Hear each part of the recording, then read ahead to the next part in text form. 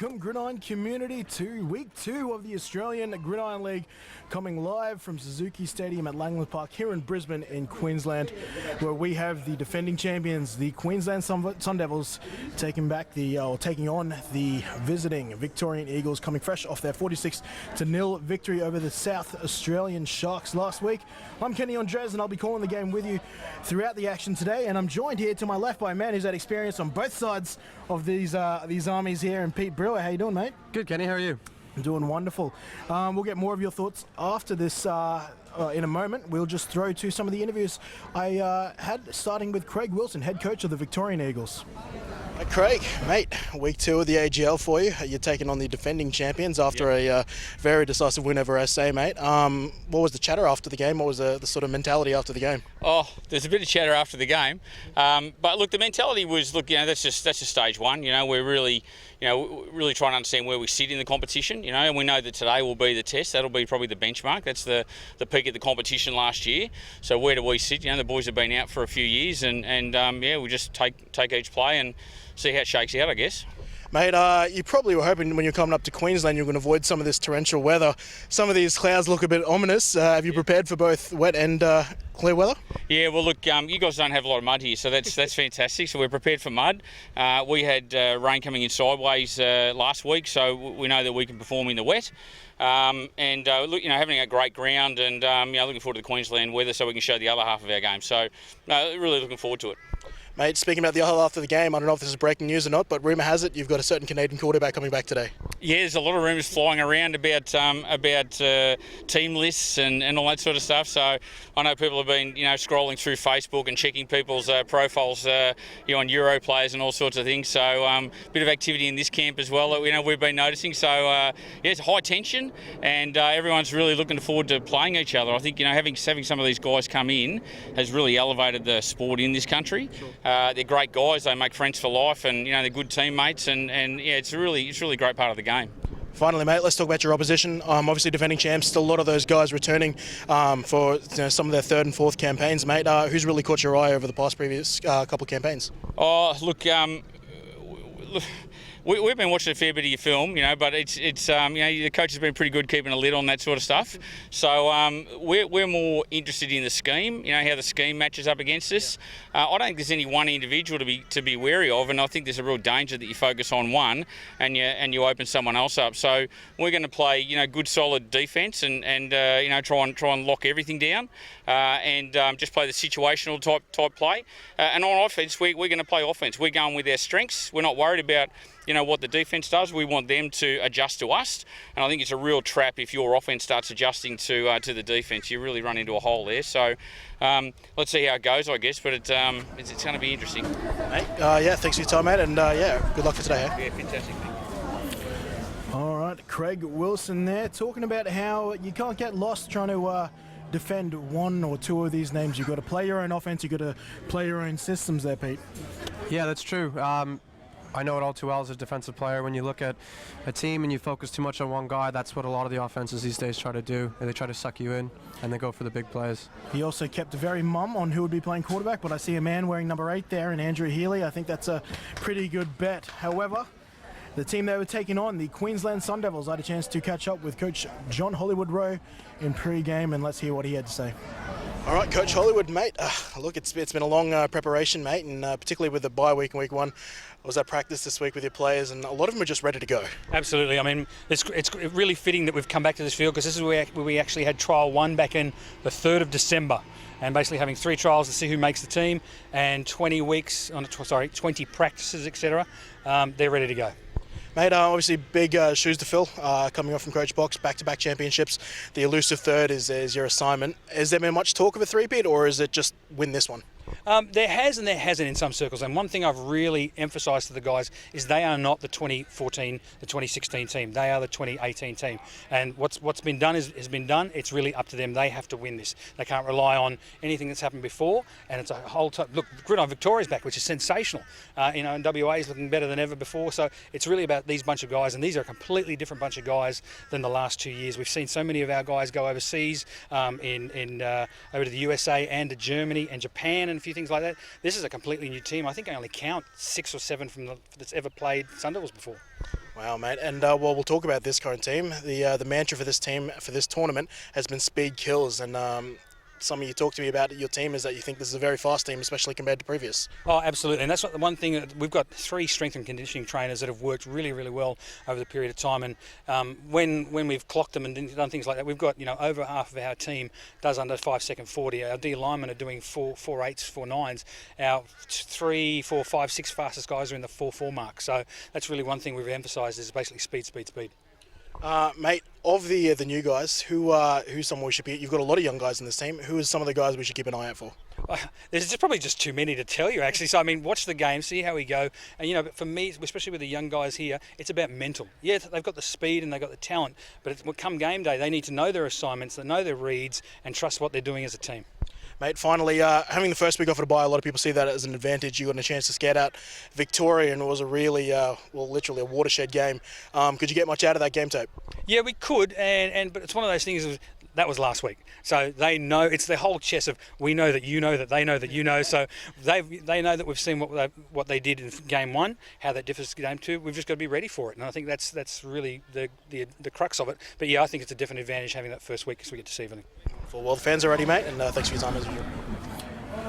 Hollywood Rowe there in pre-game with me, and last question I asked him there was talking about did he see the bye having as an advantage, an extra week to scout, and well, both him and all the coaches, they said yeah, obviously is, and another week for the nerves to sort of get calmed, but they said in a game like it was down in Victoria where the rain was crazy and also a team getting to a huge lead, they understand that the playbook gets awfully shrunken to what it usually is, so it's hard to really get anything quality out of that, Pete.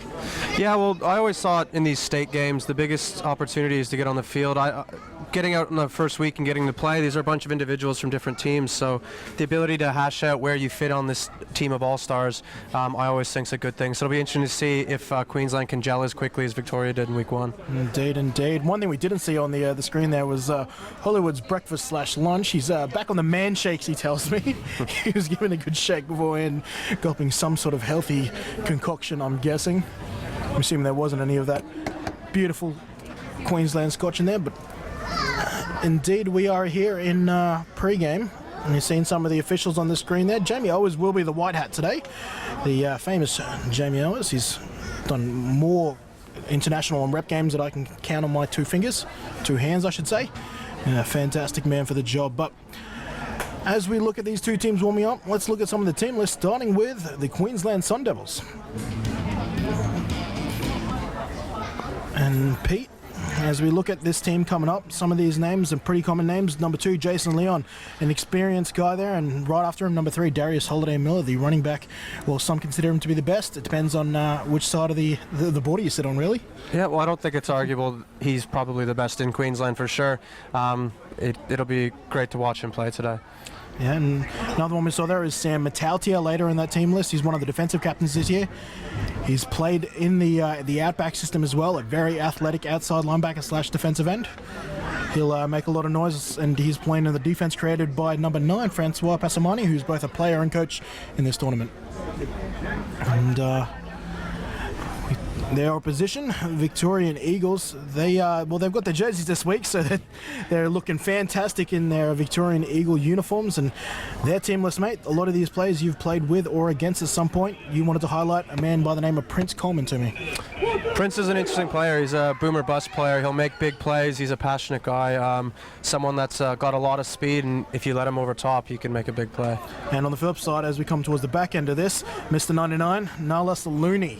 It wasn't hard to spot him last week. He's a big man in the middle and a quiet-spoken man, but his play is very, very large. Yeah, he's a great guy to play against. He doesn't talk trash. He's very respectful on the field, but when he puts his head into it, he can really dominate and take over. Yeah, I met him in pre-game.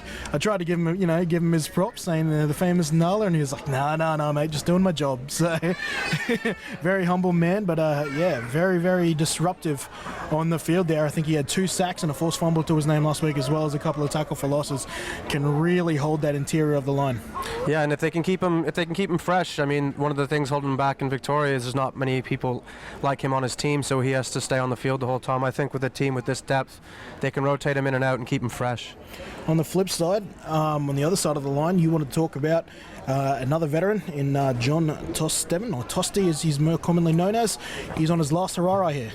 Big Tosti, from what I hear, word is that he's thinking about hanging up the cleats sometime soon, so it's great to see him on the field, and I think he was very excited now that Victoria is back in this competition. Famous at the representative level for playing in the interior of the line, but it looks like he's lining up a tackle today. How will that affect his play? Honestly, he could play all. If there was a 6-0 line position, I think he could play it. So if that's the need that the team had, honestly, this is a team that's going to want to get to the edge with the run and the ball. And if you can put your best player there, then it's going to do great things for you. Well, you mentioned run of the ball there. You can't talk pre-game of Victoria without talking about last week's MVP in Luke Jackson, or known as Whitey, both here and down south. What are you expecting from here in a game back in Queensland for him? Well, they want Whitey to have the ball, and much like Darius, it's going to be handing it to him. They're not going to expect to throw him the ball. It's a very different runner to Darius, where Whitey's your typical zone one-cut runner, and he's a big dude, so he's not easy to take down. And if you try to slow down and make the right tackle, he has enough quickness to get past you. And we're seeing the coin toss going down. 4 captains for Victoria, 6 for the Sun Devils. Obviously, you can see the Queensland captains there. Francois Passamani, they're only going to send 4. Queensland eventually do the toss. Darius Holiday-Miller, Mitch Bessie, and then Sam Matautia on the far side. And then for New South Wales, Luke Jackson, Doyle, Saluni, and the wide receiver in Tyson Garnham. A lot of Australian experience amongst those 8 captains, I should say.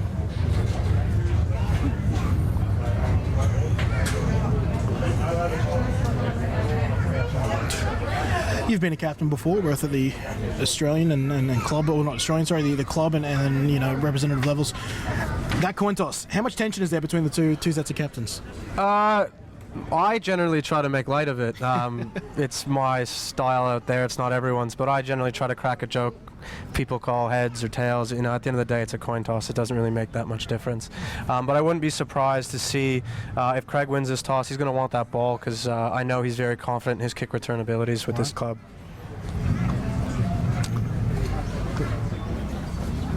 Queensland have got it, and they're actually going to, I don't know if they deferred or if they specifically just... They would have deferred. Yeah, I imagine they would have deferred there, so they're picking which side they want to go to. And as you called it, the Eagles, they're going to take the first possession. So we're going to see this Victorian Eagles offense led out, I'm led to believe, by the former Acadian quarterback, Andrew Healy, and this famous Sun Devils defense. They will literally be the first to defend their title as they aim to go for a three-peat here in the Australian Gridiron League in 2018. Kenny Andres, Pete Brewer, we will lead you through the action here today. And for those who might be also concerned, the other game going on today is the SA Sharks taking on the New South Wales Wolfpack, which is also kicking off right about now. I'm sure their stream is going up on the AGL page as I speak.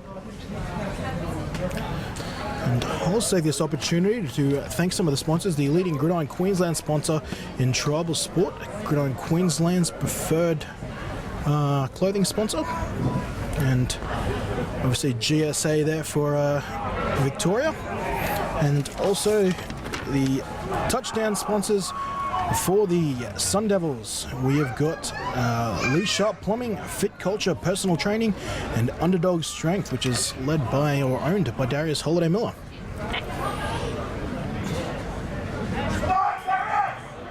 Now, Kenny, look out for the reverse look on this play, on the kick return for Craig. The idea for this is going to get the ball in their best player, so I imagine Tyson Garnham is going to be the one that the ball goes in the hand of. So if it's kicked away, it'll be reversed to Tyson. If not, Tyson takes it. I think that's opposite Garnham, number 29. Is that 28 perhaps? Andrew Young. And it will go to Young, so let's see if that reverse comes. It looks like it's forming. It's a fake reverse. Young's going to keep it. He beats a man, and he is taken down there by Gossin. Is that Gossin Kaniki, number 24? So they tried trickery on the first play. Matter of fact, it was trickery on trickery with a fake reverse. You thought the reverse was coming. They decided to keep it. I don't know if that was design or whether he decided to keep it himself. That return's designed. It's always, they know where they're going. It just depends who the ball's kicked to, if they keep it or hand it off. Well, the man to take him down, Gosson Kaniki. Plenty of staff had things to talk about him. If those who might have watched the Junior Nationals, he did the exact same thing for the Junior Queensland side. And here he is applying his trade at the men's level. And he's actually going to get the start here. In motion as they do. And of course, the first carry goes to Jackson. And his Whitey is welcomed back to Queensland by a host of Sun Devils there. Damien Malloy, who's played against him in years past, he certainly lets him know about it. Look at that. Well, a lot of coaches, defensive coaches, they preach swarming defense. So far, first tackle, Yep. that's been passed there for the Queensland Sun Devils. Looks like we got a trips formation to the wide side. Right. 3 receivers out to the right, as aforementioned. The lone receiver number 2, the deep threat, and Prince Coleman. He's going to be dragged from the field, rolling out the field. Healy finds a man and will be taken down again by Gosson Kaniki. But a completion there for the Victoria Eagles on second down. This will bring up 3rd and short. Designed rollout, and Healy finds This is exactly where they want to be, Victoria. get his number, but I think it's Garnham, I believe. It is the Australian outback wide receiver, worked under Coach Hollywood. Trips look again. Here they go, their first 3rd down conversion for the day. A run and then a short pass out to the right. Their offensive game plan so far, calling audibles aligned, is Jump ball to Prince backside. quarterback, and there it is. It's going to be a fade to Prince. Has he got it? No, incomplete, and that'll bring up 4th down Queensland. They present Victoria with a 3 and out to open their possession, but there was a 1-on-1 there for him, and you called it just before the play. Prince Coleman, they see him 1-on-1, they want to throw to him 1-on-1. Well, you look at the defense there. Queensland had no safety help. Everyone was down. They're expecting the run, and that was an audible at the line of scrimmage. If that ball was thrown with a bit more gusto, I think it was underthrown, maybe caught in the wind, but Prince, you saw, had to slow down. And here we go. As we go First 4th punt. down. It is 4th and short. And I do believe that Craig Wilson is an aggressive sort of guy, so we'll see if there's any trickery this early in the game. Won't be the case, though the punt is horrible. It will be stopped before the 40 and then in fact take a friendly Queensland bounce. This Queensland offense is going to be presented with great field position here to start their day. Yeah, and it's a great start for the defense as well. There was pressure there on the punt. Probably forced him to change his angle last minute there. I think it might have been Frankie Passamani coming in with the pressure off the left edge. And that was enough to change the angle of the punt. So starting, there was a question about whether it was going to be Corwin or Benjamin Stokes, who's also played in Victoria alongside you, Pete. Yep. It looks like the former Queenslander, former Victorian, back to Queenslander will be taking snaps here for the Sun Devils. With him, Darius Holiday-Miller wearing number 3 this Bubble tournament. screen. Bubble screen is recognised well there. And there it is. Angry Bettles comes up for the first tackle for the Victorian team. He did warn me you were going to use that nickname. The completion was to Kyle Bopit, the slot receiver, Gold Coast Stingrays. Formerly the Browns Plains Bears, or the Logan Bears. And it looks like that might have been an RPO as well. They give Stokes that ability to make that decision. Is he going to throw the bubble or is he going to hand it off to Darius? Well, I did speak to Coach Hollywood the year. He said, you know, it's going to be pretty obvious that you'll understand what our offense is based on through the first couple drives. Stokes with 2 in the backfield this time. It's a give to Holiday-Miller. His first carry. He's met early by Bennett Jr., who was disruptive of the edge last week, and he continues that trend this week. Holiday-Miller gets back to the line of scrimmage, maybe. I think early on the running for Queensland might be a bit difficult. They've got big boys there. An athletic linebacker he is. He was blitzed a lot last week, and you can see why. 3rd and long. Now it's Queensland's time to see what they can do on 3rd down. Right now, this Victorian defense is looking good. Bennett off the edge again. He's looking like he's going to blitz. Victoria's showing blitz. Now backing off. trips out to the left, and it looks like this play will be called dead. It might have been a false start. Oh, the tension beginning already. Hero Williams on the left tackle for the Sun Devils. He's getting it with number 90 in Tuala Maloski. Two big gentlemen already setting the intensity for week 2 in the AGL. First false start on Queensland, says Jamie Owers. We don't have the referees mic'd up, so we will do our best to communicate that to you. Yep, he's jumping on the right side there. So that third down just got a little bit harder now. We're looking at 3rd and long. And I expect Victoria to bring some pressure here. I know Craig likes to blitz, and they want to keep the pressure on, especially when they've got a long ways to go. In the backfield is Darius Holiday-Miller. 3 receivers out to the left.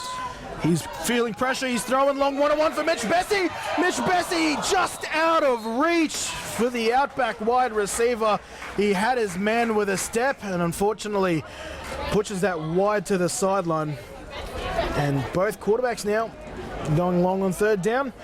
And 2 3 and outs for both defenses here. So defense, tough assignment early with that field position. They answer the call. And it looks like they will punt it. Reese Perkins, Gold Coast Stingrays cornerback, but also moonlights as a special teams maven as far as his ability. It's a brilliant kicking ability to try to pinch him up inside the corner, and Damien Malloy will down that around the 13th, maybe 14. And Victoria, well, they'll set up shot again, and they'll look to drive this almost 75 yards to reach pay dirt.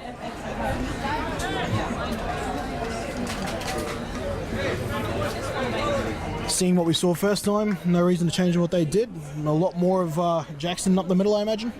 I imagine that's what they'll do. Their first play where they had their biggest yards, when they ran it, they had a tight end down there, and then they went to their trips formation. But again, early on in the game, I think you got to stay committed, and then 3rd, 4th quarter, when guys get tired, is when you'll see the breakout plays.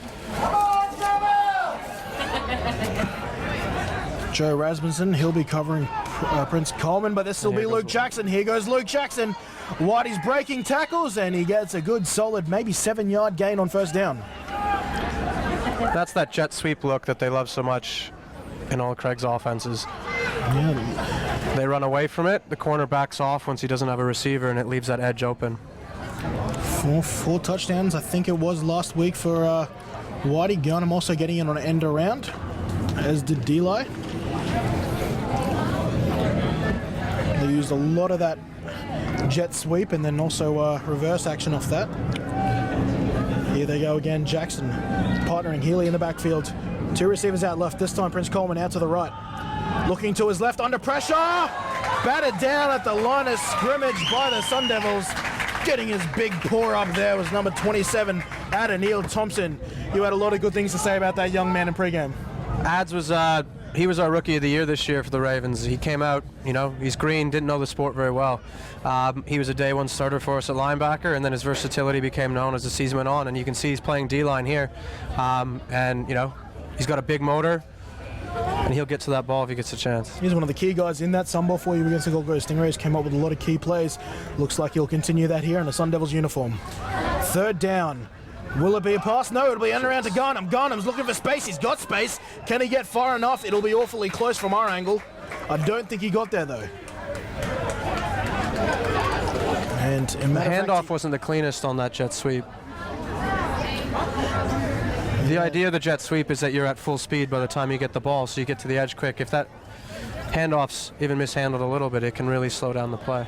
Well, that could have made a significant difference. And hang on, it was originally marked short, but then I'm just seeing a 1st down signal from Jamie Owers, so these chains could be moving.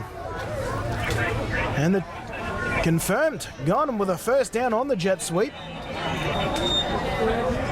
And hang on, the chains, like the down count has changed, but the lollipops haven't. So I think they're gonna. Are they gonna bring this out for a measure? Nope. Here goes the lollipops. It will be a chains. Chains are moving. Nope. Now they're going back. They're making a fool of me.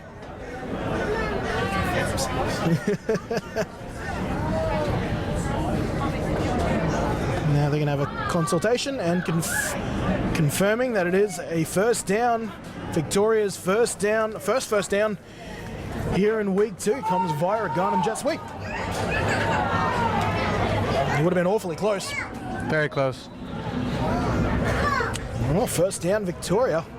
The big V moved the chains for the first time today, and let's see if that picks up a little bit of confidence for them.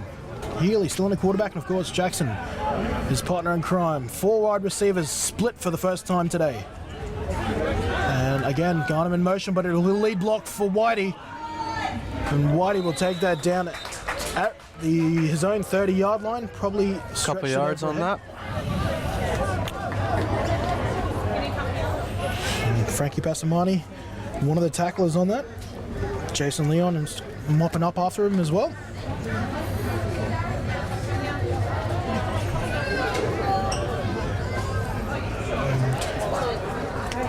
And you'll see actually a middle linebacker there, Brad Ebden from the Sunshine Coast Spartans. Originally applied his trade as a wide receiver and a tight end in the junior days, and as slowly as he's bulked up, moved the defensive side of the ball. Deep pass here for Healy. Healy aiming for Coleman. He's got him. Feed in bounds, and another first down for the Eagles. He beats number 15, the experienced Calvin Young on the speed out. Calvin Young, who's... It looks like Victoria's going to the hurry-up offense now. Well, is it one of those scenarios where if you smell blood in the water, they want to go for it? 2 wide receivers again, both split evenly. Almost got Queensland a jump. He's calling audibles a line, probably killing the first play he got. Healy looking left and right. Another pass, he'll look to the right again. Looking for Prince Coleman again, and he's got him again. He's getting into a rhythm. Beating Calvin Young is no easy feat, and he's done it on back-to-back plays here. Calvin Young, not only their starting corner, but also their defensive backs coach for Queensland. He's played on the outback as well. He's been in the Gold Coast system for many years now. He's actually, in fact, I think in his 11th year of football. This time moving Luke Jackson to his right. Receivers haven't changed their splits. Once again, he's forced to rush. Healy looking to his left, signaling wide receivers, throwing it long, looking deep for the end zone. Pass intended for number 82, Karen Jacobs. Falls incomplete as the pass sails over his head. And, well, what do we make of that? They're getting aggressive this time, but I think that was, a situation of buying time there, Pete. Yeah, I mean, the quarterback read the play well. The ads went inside as a DN, so he lost that contain and allowed the quarterback to get outside the pocket, have a bit of extra time. Coleman now, after taking a stint on the right side, he'll move back to his left. They'll move to the trips formation out to the right, isolating Coleman on wide outside of the hashes near the numbers out on the left. It'll be a design quarterback run. Here goes Healy hurdling his own player, taking contact, and Queensland's trying to wrestle the ball out, flags it down back deep with the umpire, and now also far side with the deep judge. And it looks like Queensland were trying to rip the ball out, and I wouldn't be surprised if a hand came up around the face mask.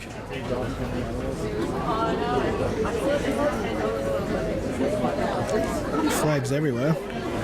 I think it might be an unsportsmanlike on the first flag on the Queensland defensive line player.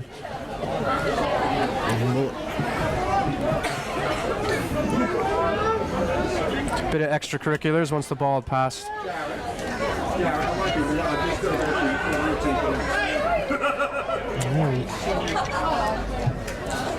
I'll wait for a official call. Got Gary Kendall to my right and an experienced official to my right. He'll fill me in if it's anything crazy.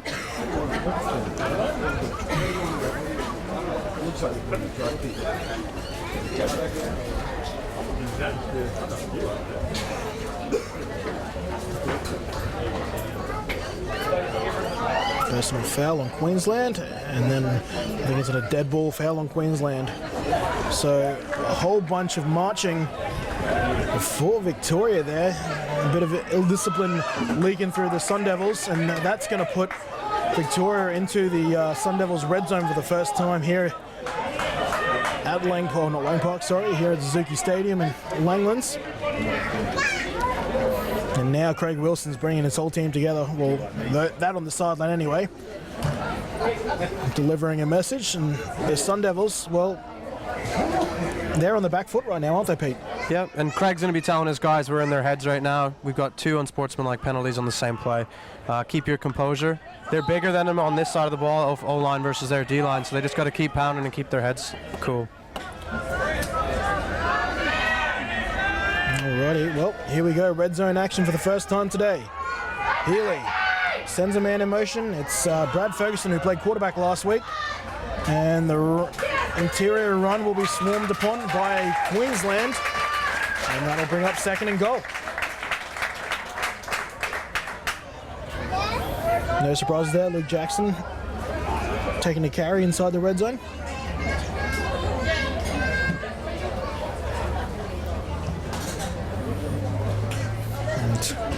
Those who watched the Victoria game last week are probably stoked to see some of this sunshine and clear weather coming through. I will say, don't keep your hopes up. We are scheduled to see a patch of rain and even thunderstorms later this afternoon. So fingers crossed it sticks around for as long as we need it to.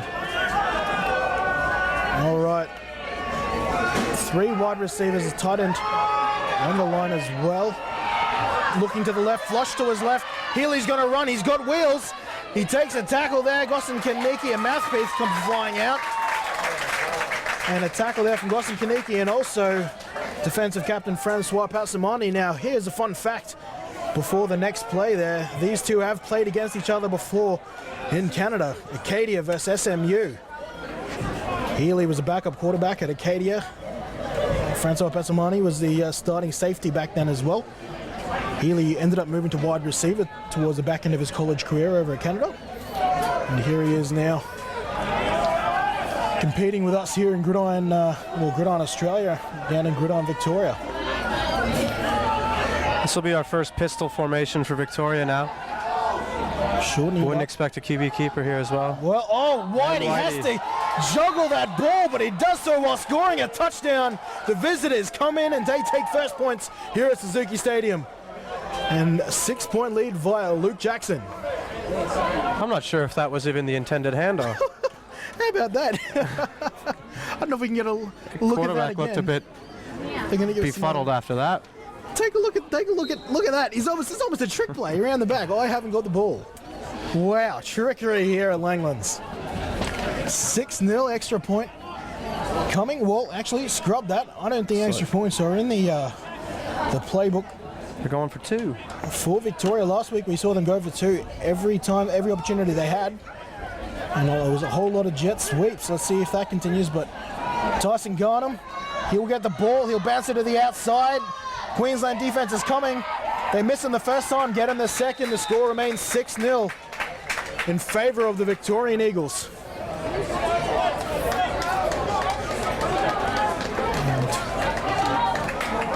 And there it is. That's what they relied on last week a lot for their 2-point conversions. Obviously, Queensland did the homework. Well, the theory with it is in a goal line, you have the whole defense packed in the middle, filling every gap, and you're hoping just to get to the edge. But all it takes is one player to get that containment, and it pushes your runner back inside, which the whole defense then gets the flow to, which is what happened there. I'm just looking at Luke Jackson, the touchdown scorer. He's just in front of our commentary box here. He's rocking the beard. I remember a clean-faced Whitey back when he played up in Queensland for the Northern Rhinos, or now known the Brisbane Rhinos. And he's rocking a healthy-looking beard there, Petey. Oh, I think he's, advanced into manhood now, and, the lovely Queensland sun here is doing a lot for him.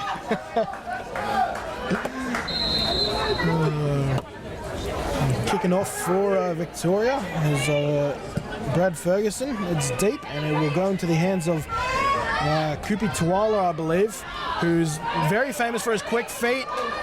From the Gold Coast Stingrays, he's past the 30, past the 40, takes it out of bounds. A solid return there for Queensland.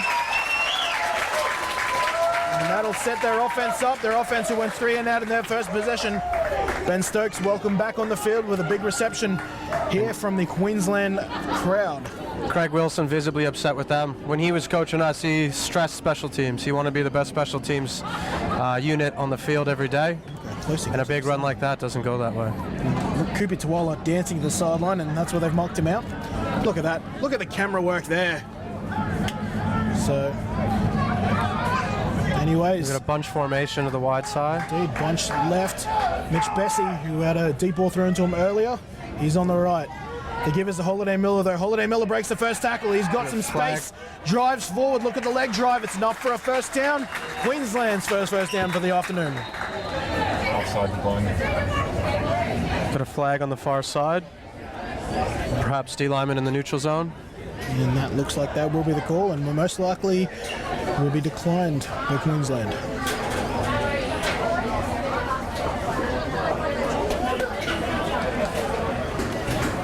All right, first down, Queensland. Battle of the running backs here. Holiday Miller versus Luke Jackson. Speak more about them as the game goes on. I did speak to Darius Holiday Miller about his thoughts about that battle. He's also wearing number 3, something that's unfamiliar to a lot of people. You know, historically, Darius Holiday Miller's only wore 20 numbers, whether 24, 29, 23 in some cases. But as we see, Ben Stokes evade the pressure, get the ball away under pressure. Caught by Queensland.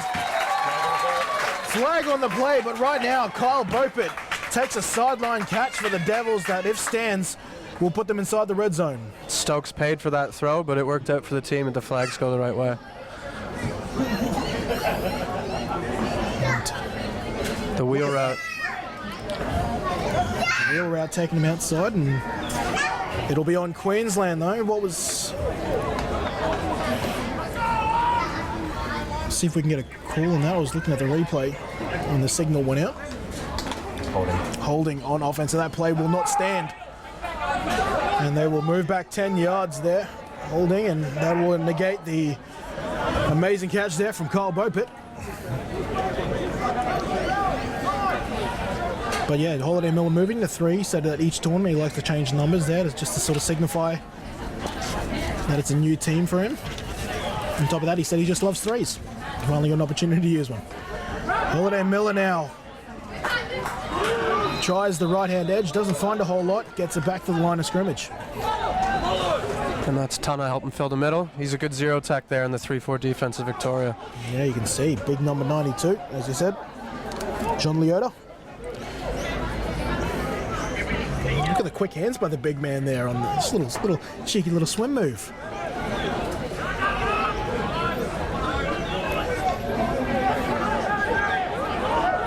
Looks like they got Tana out in the 5 tech now.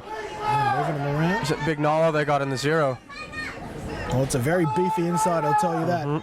Ben Stokes again, second and long.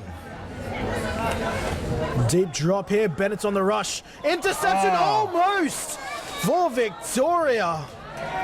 Amazing read there by Dennis Battistella Jr. He gets a great jump in this ball, but just leaves his hands at home.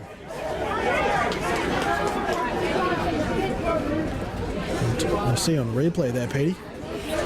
Well, they have that too high look, and he bailed early before breaking on that out route, so looking like it's a read coverage. And his instincts brought him right to it. As we see third and long now, is this a scenario where you go for it, mate, or you try something short and look for yak? I mean, they've shown success with getting that ball deep, but you can see the safeties are very deep right now. Stokes is going to have to run with it. He's going to have to run with it himself. And we'll just take that safely out of bounds into the Victorian sideline, but that's not going to be nearly enough to get a first down, and they'll bring up 4th. But they are around midfield, but it looks like they will stand on their special teams. No, not going to mess around with a 4th and long here, and they'll look to punt this into the corner again. First thing you notice is the pressure on all downs by Bennett Jr. off the edge. He's really forcing Stokes to constantly step up. Yeah, they're getting a lot of pressure on the outside, and they've got those big boys in the middle keeping all the rest of the linemen occupied. So it's going to be all it takes is sending another linebacker, and you got a free run at Stokes there in the backfield. Reese Perkins again. He had one punt today. He's landed it inside the 20. Looks to pooch it again, and well, he would love that to go another couple of yards, but it'll still set them up around the 14 by my guesstimation.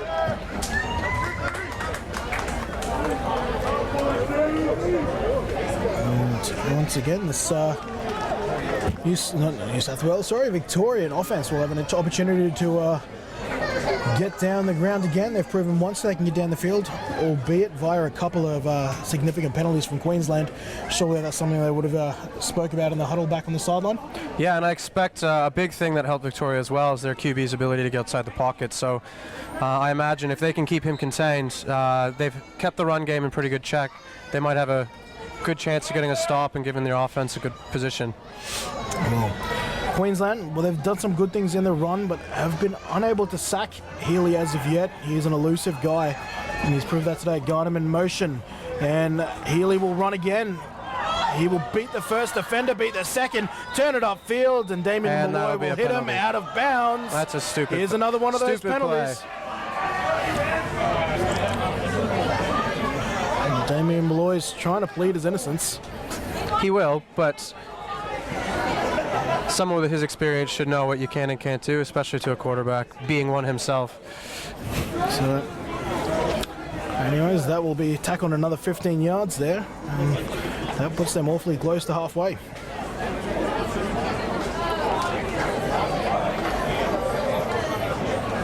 And again, they broke contain. And that's going to be the story of this defense if they can't keep them in the pocket. Damien Malloy, you might remember him last time. Last time he was taking snaps, not hitting quarterbacks. He won a championship as a quarterback last campaign and played for Australia as a safety. Here goes Luke Jackson. Oh, look at the juke in the backfield. He keeps missing defenders, or defenders keep missing him rather. And then the aforementioned man, Damien Malloy, tackles him after about a 7-yard gain.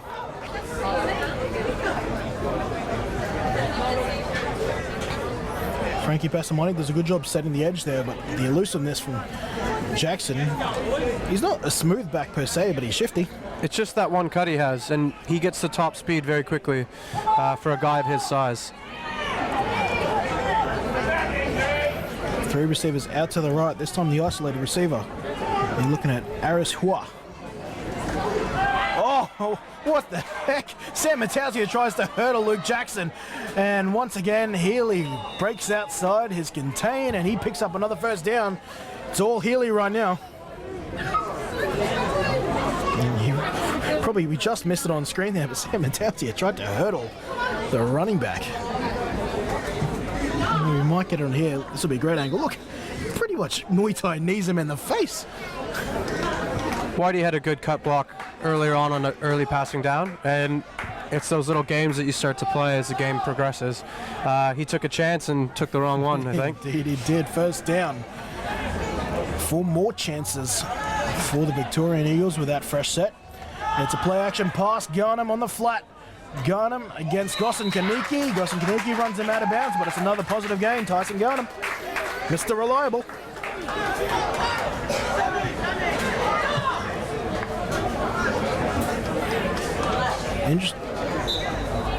Let's note Gosson Kaniki wearing a Rhinos helmet despite him being a Western Cougar last year. I wonder if that signs for where he may be going next season, or whether he just needed a bigger lid.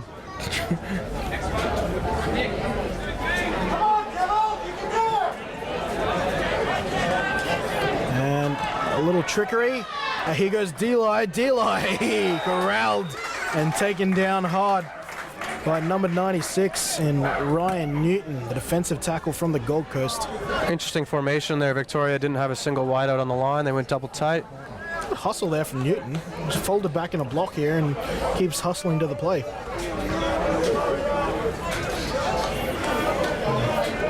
It is Sam Delight. Obviously his brother Harrison's on there somewhere. His twin brother Harrison's wearing number 10. Isn't that a bit cute? 2 twin brothers wearing 10 and 11.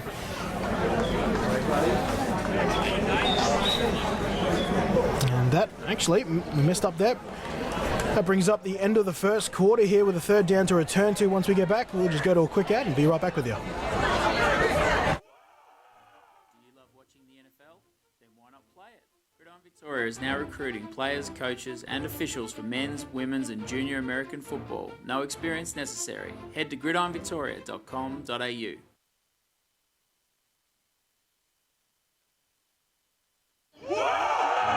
Do you love watching the NFL? Then why not play it? Gridiron Victoria is now recruiting players, coaches and officials for men's, women's and junior American football. No experience necessary. Head to gridironvictoria.com.au. Oh, what a handsome man I just saw in that ad there, Pete. Oh, there's a few of us in there. Obviously, thanks for Gridiron Victoria and GSA for bringing that Gridiron Australia ad over these last couple of years. You might have seen that while you're watching the NFL on the 7 network. And yeah, look, Victoria's got the jump on them, and they've thrown the first punch and followed it up with a couple of jabs. Yeah, and I think I don't think Queensland needs to hang their heads yet. They've had a lot of good things happen. I think mental mistakes are the big things right now, and they really need to focus on keeping that pocket where it is, bringing pressure up the middle, but not losing contain. Absolutely. The athleticism of Healy is really he's making him pay at the moment, isn't it? Gridiron looks like he'll be taking a rep off here. 3rd down. Unsuccessful on their first drive. Money on their second. Queensland, a proud defense, will very much want to stop to this. As it's a give up to the middle, but Ryan Newton and Jace Leon come on, throwing Sam Matatia for good measure. They take down the running back in the backfield. That was number 18 in Quinton Muller. He came through untouched in the A gap, and he broke down, read the play, made the safe tackle. He's a great kid, Ryan Newton. He was disappointed. He wanted to make his Sun Devils debut last campaign. Unfortunately, tore one of the CLs, ACL, PCL or something crazy, before the tournament.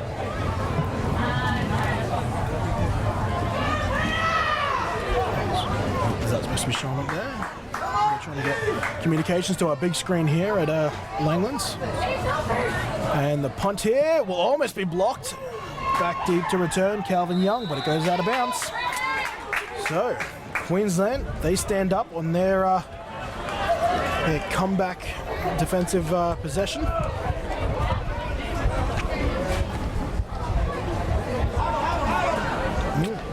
Oh, Kevy Wilson's tuning in from WA, I'm hearing. Hello, buddy. Give me a message back, buddy.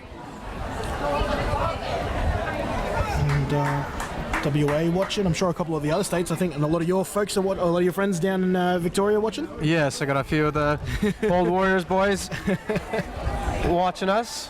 Tuning in. No doubt some New South Wales folk who aren't watching the game. I mean, perhaps they've got both streams going at the same time. They'll be tuning in too. Obviously feature...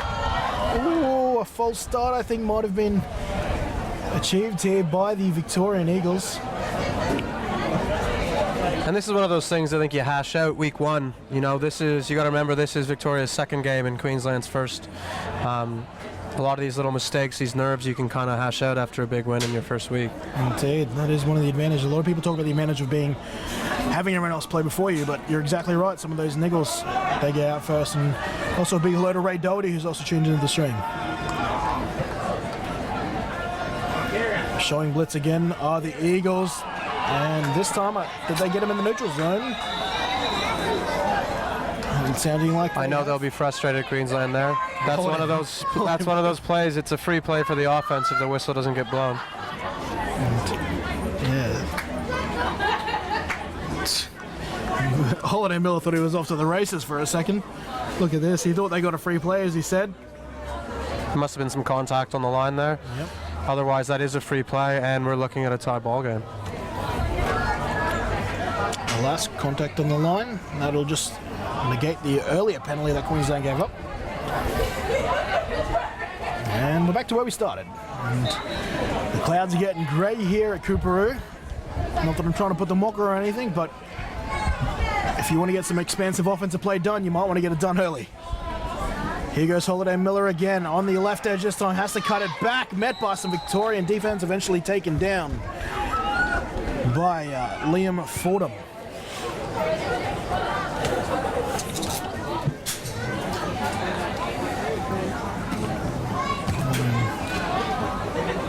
That'll bring up second down, probably around a 2nd and 8.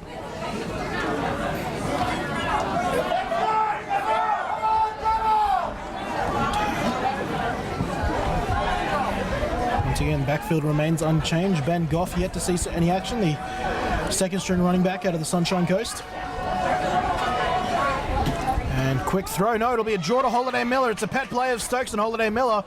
Victoria, though, they're awake to it, and they stop him before anything too severe happens, but Holiday Miller does pick up a couple yards there. The draw's a bit more difficult when against the 3-4 defense. You've got more athletic guys. They're away from the line of scrimmage, so if they're not blitzing, you end up running into some of the players, which is what happened here. They're able to flow and catch up to Daz. It's a key play for the Ravens all the way throughout 2017. That got you guys to a Sun Bowl. I love the draw. As a defensive player, I hate covering it, but third down now, 3rd and 5. Stokes and Holiday Miller, they're still your backfield. Plenty of receivers out to your right, and that's where Stokes is looking, and he'll get taken down for a sack. And Curry in on the play, taking down Stokes from the backside.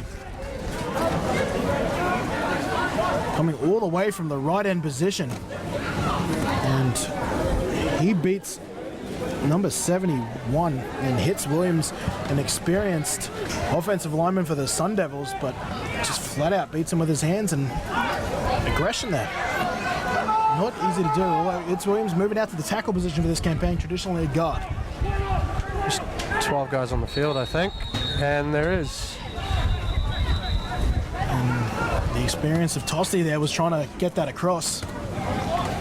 Yeah, 12 men on the field for Victoria. 5-yard penalty, I believe. 5-yard penalty, so it won't give them an automatic first, Queensland. And we'll just add 5 yards to this punt, though.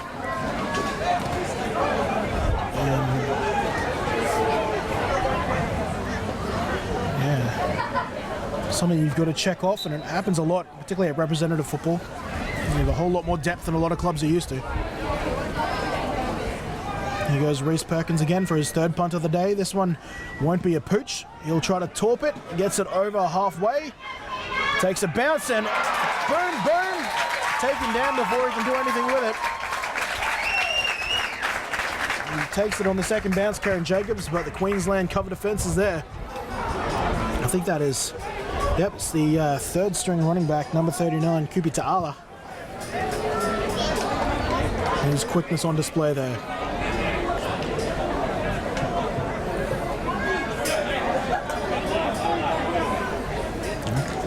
Victoria confidence must be still pretty high here. They scored the last and only touchdown of this game so far. Did get stopped as they were approaching the Sun Devil territory last time, but they have well and truly got proof that what they're doing is working. All right, here we go. Stacked wide receivers near side. Luke Jackson in the backfield with Healy. Healy, he'll throw short to Garnham. Garnham, he's got a block. He's got the edge now and lays the lumber on Damian Malloy as he takes that out of bounds. Just reads his blocks well. I say lay the lumber, he just really beat him to the edge.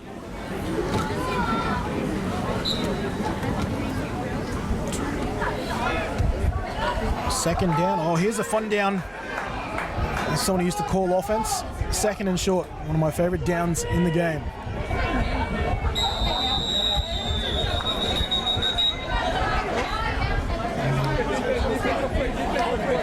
Delay a game on Victoria. Interesting there. I didn't feel all that long to me. I called a delay in game, but that seemed awfully short if you ask me. But well, what was a 2nd and short will now move to 2nd and 6.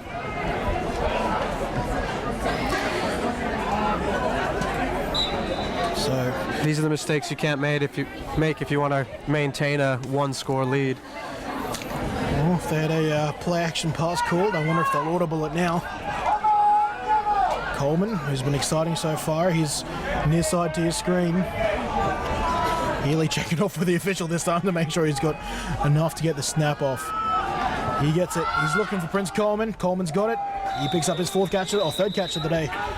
His 4th target.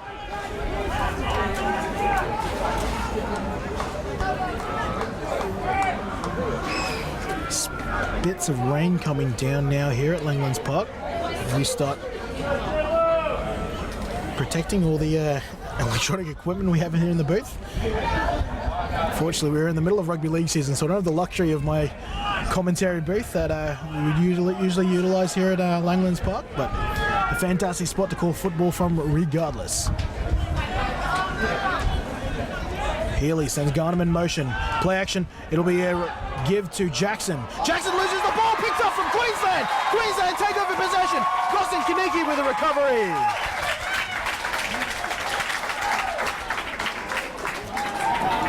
And don't know what happens there, but Damien Malloy, known for forcing fumbles, he forces one on one of the best here. He just got his head on the ball, popped right out. Great play design. Damien came up and made a great play on it. Boom, right there, Damien Malloy biting the football.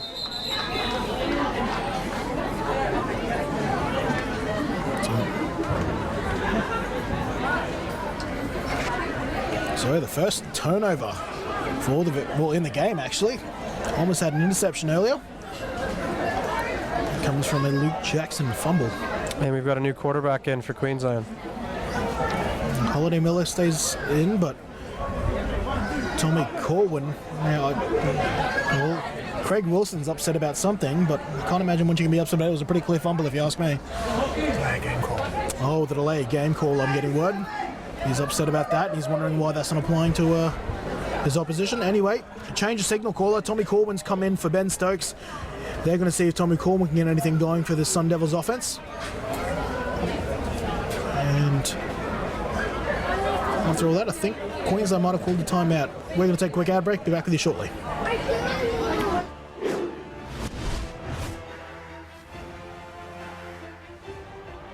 We want you to play American football right here in Australia. Gridiron clubs are now recruiting players, coaches, referees and officials. No experience necessary. We have men's, women's and junior gridiron played all across the country. Look up your state league, local team or search Gridiron Australia and join today. Back here at Langlands Park, Kenny Andres, Pete Brewer, and we're just talking about the change of quarterback there, and Corwin is taking snaps now, and you said they should look to try and spread this ball out a bit more, Pete.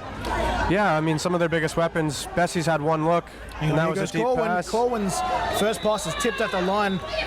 Nala's completely squashed Darius Holiday Miller in the backfield. Sorry, that's not Nala, that's number 92, John Leota.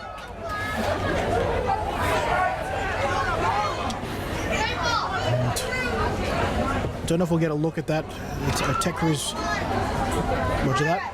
As Tech Cruz working on getting one of our cameras back in action, but yeah, this D-line, the more I look at it, I realize how big it really is. They're big boys. It's a lot bigger in person than it is on camera. And their backups are all the same size as well, so they're getting a lot of rotation, and they're getting fresh bodies in against the O-line from Queensland that's getting beat up. Corwin forced, and here we go as a catch to Bones is the man they call Bones. He's the Sunshine Coast wide receiver, Warwick Russell. And you can see him just telling his receivers what to do. And Warwick Russell, there's not a whole lot to him. He is a small bloke, and Ben Stokes, he said to me when I asked him that, he goes, well, there's enough of him. There's enough of him. And he actually had apparently a really insane practice not too long ago where he literally caught everything thrown to him in some of the craziest angles. So he's got great hands and he's really quick. He'll get open. He's just got to protect himself once he gets that ball because it doesn't take much to get him down. Trips left, Bo Pitt in interior receiver. Corwin's going to run with it. Corwin lowers the shoulder and is taken down from behind by Tuala Molosky.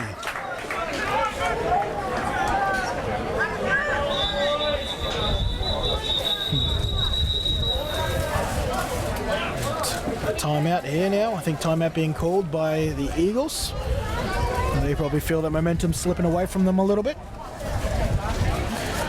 And they've already showed now the ability to get the ball to other people. I think they need to spread it out, make the defense think of more than just Darius, especially when you got weapons like Bessie and Bones who can get open and make the catch. Okay, and I'll also take this opportunity to thank some more of the Sun Devils sponsors there that have been handed to me. One of their first down sponsors, Alicon Joinery and Glass. It's a prestige timber joinery located in Brisbane. Alicon Joinery and Glass pride themselves in the manufacture of premium quality timber windows, timber doors and cabinet work. www.allkind.com.au is where you can find them, as well as Jenny Wood Shapeshifter Health and Fitness. Jen's experienced and competent trainer with a passion for training and helping clients achieve their goals. Sport-specific training, power and plyometric body sculpting and strength and conditioning. So for those in Brisbane, Jenny Woods, if you're looking to get that power game going. And the rain has come down here in Queensland. I told the viewers, enjoy the sunshine while they've got it, because here comes the weather that's eerily reminiscent to last week. 6-0, the current lead in the second quarter. 6:24 remaining in the half. Corwin in the red zone, looking to his right, throws through a defensive lineman and almost gets it to Bopit. It falls incomplete. That'll bring up third down inside the red zone. It's twice now a defensive lineman has managed to affect the throwing lanes of Tommy Corwin. I think we're in 4-down territory now. I don't see... Is there any reason to panic? 6-0, closing in on the end of the half? Anything within a score of winning a game is a good game. You're in there. Your defense has done enough. They've got a turnover for you. I think you need to trust your offense right now, and even if you don't get it now, you go for it on fourth. On top of that, even if they don't want to go for a fourth, Queensland do have some capable goal kickers, field goal kickers in their roster. Holiday Miller, he's being chased by Bennett Jr. He finds the edge, and I don't think that's going to be enough for a first down though. Just based on doing my maths from where that, or maybe I'm completely wrong. Nope. Yep. Oh, wait a minute, I'm just waiting for the down counter to give me a signal. First down, yep. First down. You can see why I failed all my Pythagorasisms and stuff like that in high school. First down now for the Devils. First down via a carry from THM.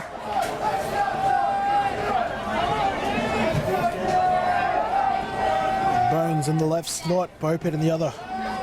Bessie outside him, far side to your screen. Deep drop from Corwin. Corwin under pressure, jumps upfield. 1,000 flags get thrown at him. And I can't imagine, yeah, Looks it's like holding. He's on a pole with all those fabrics being thrown at him. Looking like me on a Friday night when I'm short on cash. I don't make a lot of money.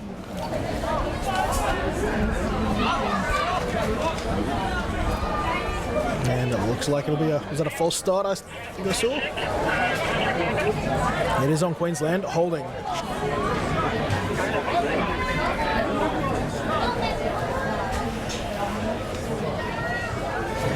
Queensland, after building all that go forward.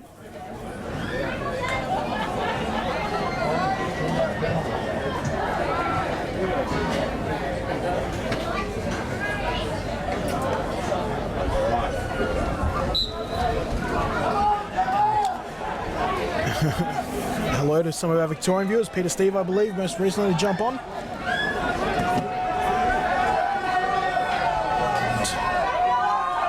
Holiday Miller with Corwin. Bunch Look formation. at all these DBs out in the field for Victoria. They're expecting a pass. They will not receive one though. They'll receive Darius Holiday Miller, who slips in the backfield. And second down now.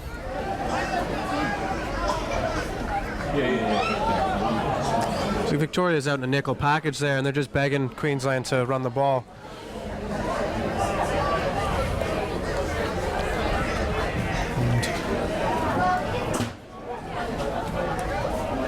Let's see if they going to one of our volunteers on the sideline there. He's helping us clean the camera lens. Second and goal. It's a long way to go though, almost 20 yards. In fact, it's 21. Corwin with receivers either side. He's forced to run again. This pressure from the Victorian Eagles is just continually evident throughout the day.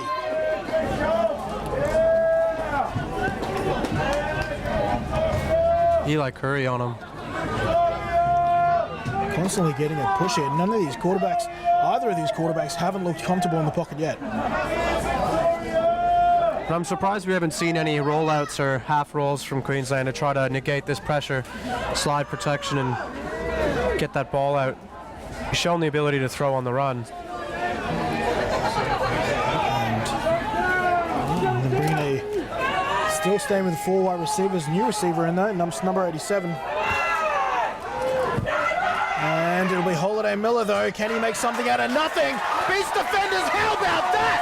How about that for you? Holiday Miller leaving defenders in his wake. He returns score for Queensland.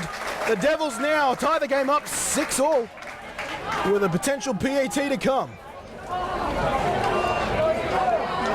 Just a simple screen pass to Darius. The two receivers on the trip side even ran into each other in the beginning of that play, but it still worked out. Daz made it happen. Well, it's something. They've been giving Darius a lot of ball today, but not like that. It's the first screen, or first running back screen they go to. And comes the goods. Both running backs now. Both the nation leading running backs. Here we go, going for 2. Going for 2. Ben Goff gets his first carry of the day. They're trusting him to get the lead. Will he get there? Yes, he will. The defending champs, they take the lead. 8-6.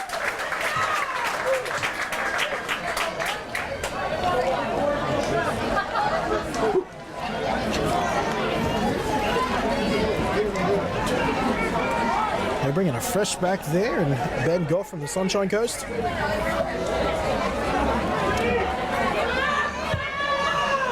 As you see you can see the rain coming down on the crowd here at Langlands Park. I think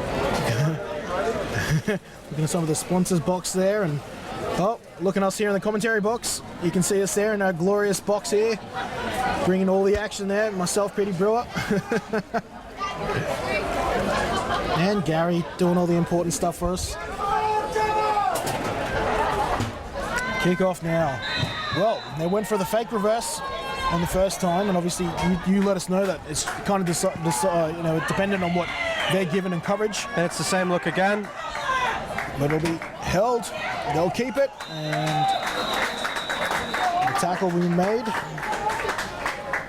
by Scott Bice on the returner there, and Andrew Young, who takes it to the 26, 27 maybe. The point of the reverse look, which they didn't actually execute, it looked like they planned to and then ran away from it, is to hold those defenders on that backside. They have to be honest and be there in case Tyson does get that return. But when they turn it upfield, those backside defenders now can just go straight to the ball. All right, new running back in the backfield. Looks like Whitey's going to get a spell. They don't lose a whole lot. Here comes David Owunzi, who scored a couple touchdowns and 2-point conversions himself.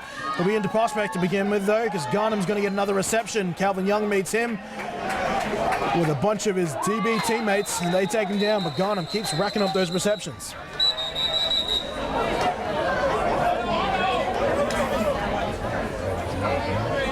Mr. Queensland player on the field. And Brad Ebden looks like he's down. Linebacker out of the sunny coast. Let's take a look back on the replay here. He gets the juke there from Garnham. Looks like he's putting him out. I've seen him on the field there. Just pay attention here to number 32, and yeah, just gets wrong-footed, and his left knee, I think, buckles under his weight.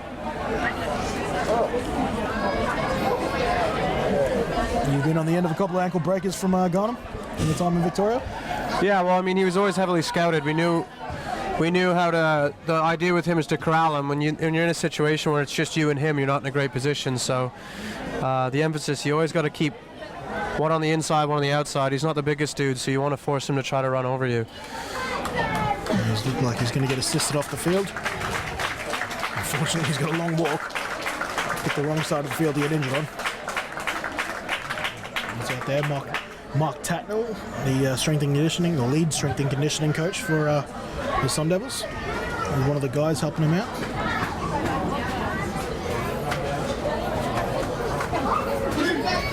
So he slowly meander his way off Langlands.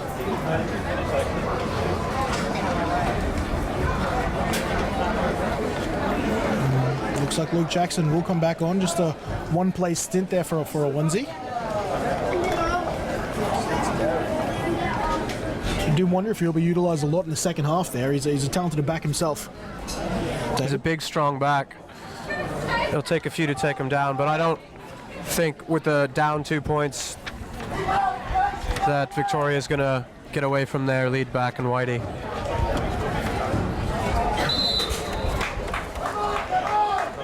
All right, second and about 3 ahead for the Victorians. Healy, who's been feeling pretty comfortable today. He gets his offense back underway. 2 receivers either side. There'll be a drop back. He'll start running himself. That's a first down. He's got a first down and more. Takes the tackle of Calvin Young, but it's another first down via the legs of Andrew Healy.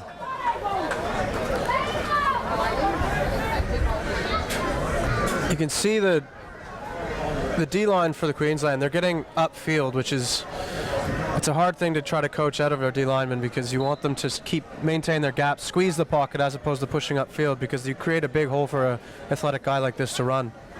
And Adam Vernon there wearing 64, getting around the outside, but between him and his 3-tech partner left a lot of space. He's out super wide in a 7-tech there against Tosti. And Vernon, he will miss. Here goes a onesie with his first carry. He takes it for a first down.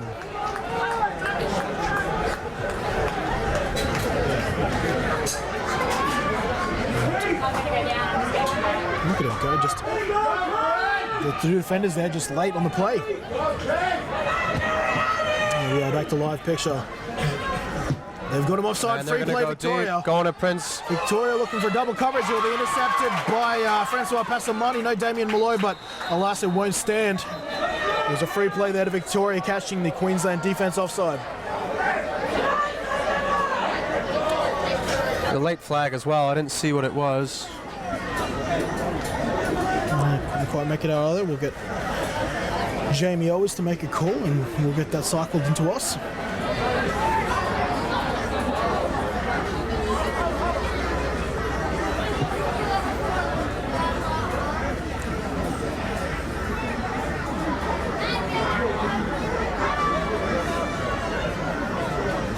Side. Always getting his hands mixed up. They're both on Queensland. Both on Queensland. But they will decline it, and it sounds like they will take the offside penalty.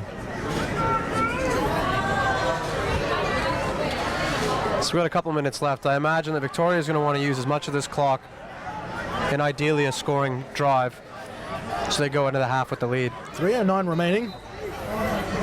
Approximately, I'm getting told. And they've got a 1st and 5 after the defensive offside. And a bad snap will be picked up from Healy. Healy lets it fly, safely out of bounds.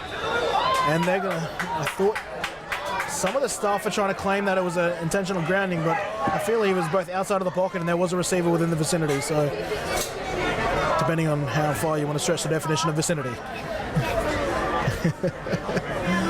So that outside the pocket's all he would have needed anyways, but we'll see. 2:15 is the official update there, so shed a minute on that. So almost the 2-minute warning now, as we see second down now.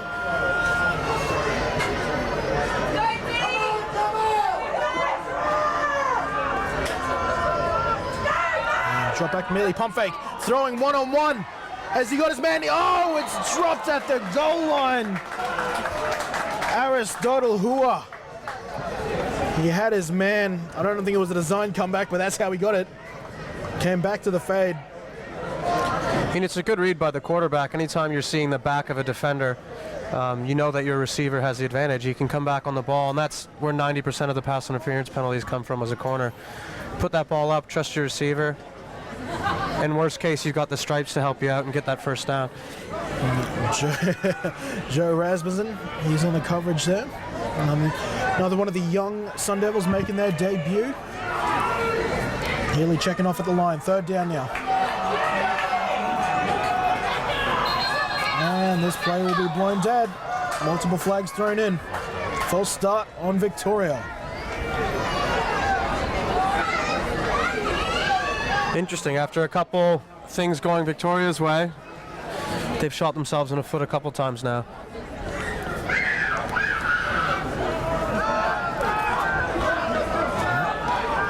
They'll keep the down the same. It'll still be 3rd down, but now it is 3rd and long. 3rd and 10, in fact. Ball on the 28-yard line.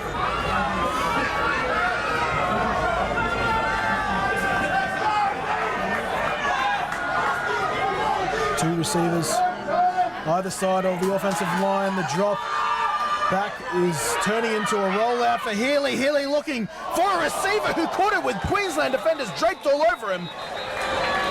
Whether a foot was inbound, I didn't quite see from my angle, but flags have been thrown in after the play. I think he stepped out of bounds before he caught that ball, and I don't think he was forced, so I imagine this is going to be a penalty on Victoria. Handled, yes. Illegal touching. Looks like illegal touching will be the call. I'm getting fed into me. And the Sun Devils were in a cover 2 look there, so that play, that corner is really, there was nowhere for him to go but outside, and they squeezed him to the sideline. And as all corners will know, that sideline is your 12th defender on the field. Old Sammy sideline. Now they're also checking here for a potential late hit, I think. Nope, no, nothing there. And there, I think we just saw the receiver step out. And there was contact while he was outside, but that movement to the sideline was the receiver's decision. He was not forced there. Yep, we just see the official there at the pylon throwing in his hat just to signify that the receiver had stepped out. So that's 2 amazing sideline catches on that corner from 2 different teams that have been turned down by rulings. First one a holding from Queensland, this time an illegal touching for the wide receiver, but you summed it up well there. The receiver made a decision to step out. Unfortunately, that makes you ineligible to catch a ball. Okay. Flag is way 4th down. Oh, wait, no. So Queensland declined the penalty, and now Victoria's going for it on 4th down. All right. Here we go. No field goals, no punts. And, we're getting messy now as this half comes to a close. And a timeout. It's not for a penalty, though. A timeout was called from Victoria. They're going to maybe and ah about their play call here. I know Craig's going to want to go into the half with the lead, so I imagine he's going to be aggressive. His defense has played well, and they're going to rely on them if they can't make this 1st down. Well, they haven't been afraid to call deep plays. They've just gone to the check down more often. That was Victoria's last timeout of the half. Queensland, surprising, have all 3. And here's trouble. We just heard thunder, and I think both Queenslanders and Victorians know that puts a very awkward tension among this game about how it might turn out. And I will fill you in on those sort of rulings if it comes to that. As of right now, we're still in a timeout called by Victoria as Craig Wilson is getting confirmation on the last call.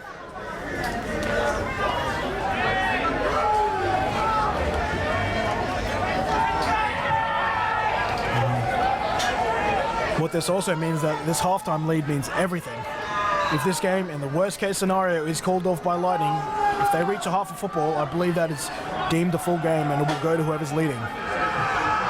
Healy now.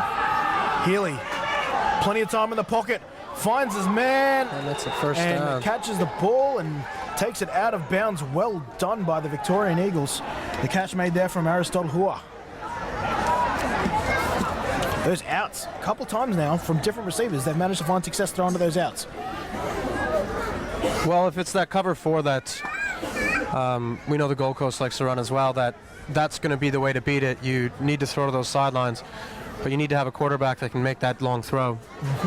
And it's just, in Gridiron Queensland at least, it's really tested the patience of a lot of quarterbacks. 1st down not goal. They can still get a first down without getting a touchdown. Healy, it's a give to a onesie. The big man is rumbling forward. He gets a good gain there on first down.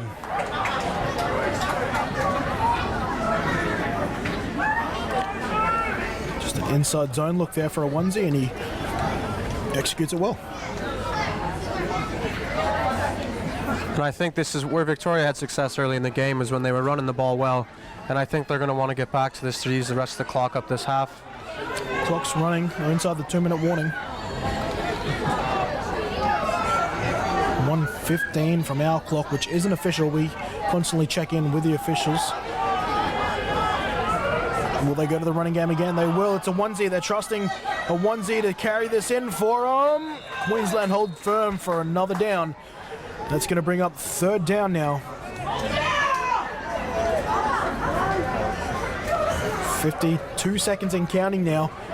The clock's still running. Victoria, not only do they want to score, as you said, they want to score with minimal, if not no time on the clock.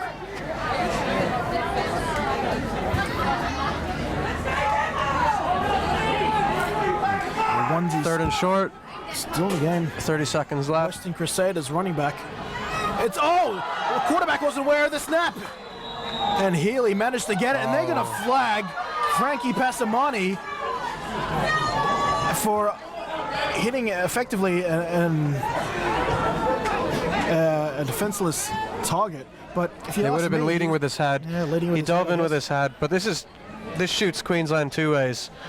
It's an automatic first down, half the distance to the goal line, and it stops the clock, which is what Victoria wants. Get some time to think, huddle up, Well, there you even go. come up with two plays if they need to go no huddle. Big gain, but let's look at this again. If you ask me, he looks like he's going for the football there. I think that's a rough call. I think that's a rough call, I must admit. I mean, I know all the Victorians back down south are going to be disagreeing with me, but It's a tough call. It looks, when you go dive head first for anything, depending on where that referee might be standing, it looks a bit different. Oh, they're waving it off. There you go. So Victoria's going to have to be quick. This ball's going to be whistled in soon. The clock's going to start. And they got to get up to that line, and they got 6 seconds. 26 seconds to get the last play.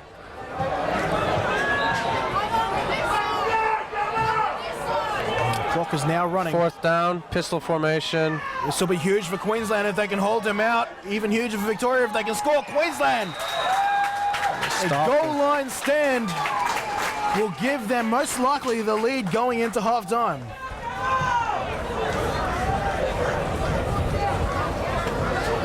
And with this field position, Queensland's going to come out and just take a knee.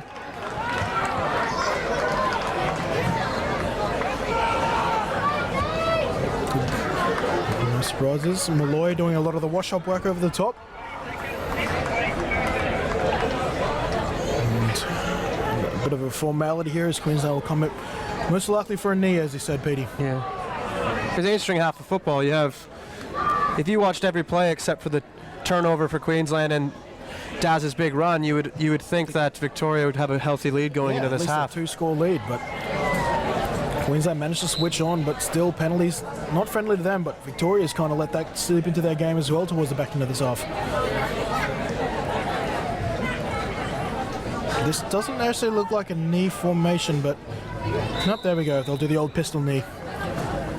And that will wind us down to the end of the first half, with a score currently favouring the defending champions by a very narrow margin of 2 points. 8-6 the score here in Queensland, where we are giving you live pictures from Langlands Park here in Coorparoo. I'm Kenny Andres, joined by Petey Brewer. We're going to take a short break for halftime. We'll be back before the end of the halftime break. Welcome back to week 2 of the AGL for the game here in Queensland, where the Sun Devils currently lead the Victorian Eagles with a score of 8 points to 6. Touchdowns to Luke Jackson and Darius Holiday-Millers for Victoria and Queensland respectively, with a Ben Goff 2-point conversion separating the two teams as of right now. In other games around, in the other game happening in South Australia, the halftime score over there is New South Wales 24, South Australia 14. So another good one over there. They look like some good Adelaide weather happening there. Windy, I bet. But could New South Wales are currently leading 24 to 14, I'll repeat. 24 to 14 New South Wales over South Australia at halftime. Anyways, back to our game. So it was a very, very close game there. Victoria had the momentum for the early part of the game. Queensland managed to bring it back towards the back end and held them out to hold the lead going into halftime. What do you think we'll see more of or less of for Queensland? I think Queensland's probably going to stick with Corin as their quarterback. I know we saw 2 in the first half, but you kind of ride momentum, and when you gain the lead with a certain quarterback, it's you want to run with that. And I think we're going to get a lot of Darius Holiday-Miller. They're going to keep giving it to Daz. I'd hope that they spread the ball out. I think they got good movement with the ball when they started giving it to Bones and other players. Mitchell Bessie still doesn't have a catch on the day, so I think if they can utilize some of their weapons, they might be able to extend this lead. And Victoria, well, quite frankly, I feel like despite the score, what they were doing was working. Yes, I don't think if I'm Victoria, I'm too worried. I think they're going to keep giving it to Whitey and then give it to Tyson to get those breakaway plays. Hang on, here goes Ta'ala. Speaking about breakaway plays, here goes Kupi Ta'ala, returning that ball all the way back to the Victorian Eagles 22. And the cutback by the returner looked like he was all stuffed. All that patience. Wow. Now let me tell you this about Kupi Ta'ala. This is his 6th organised game of football. Wow. And that is so rare to see from someone who's so new to the game. Usually someone's so keen to get that down. To see someone read his blocks like that, that's outstanding by the young man. Only 21 years of age, I believe.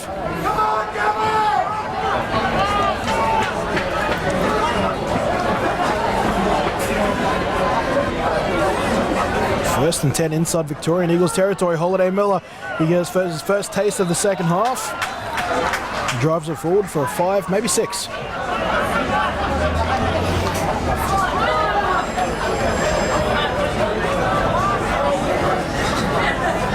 Well, he said they wouldn't give up on Holiday-Miller.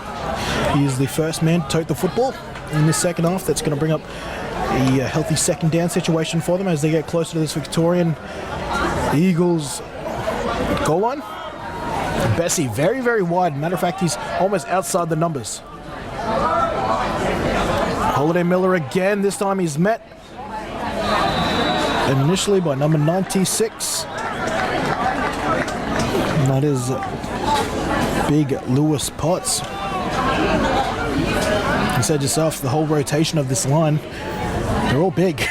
They're all big. Easily clearing 105, 110 kilos, it looks. I think their smaller Steve lineman might be the size of the biggest Queensland O-lineman. Wow. There you go. Yes, this Queensland O-line, very slight of build it is this campaign. I'll talk more about that in a second. Here goes Holiday-Miller.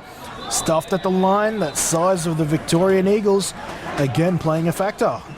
This time it's big 55, Sam Carragh.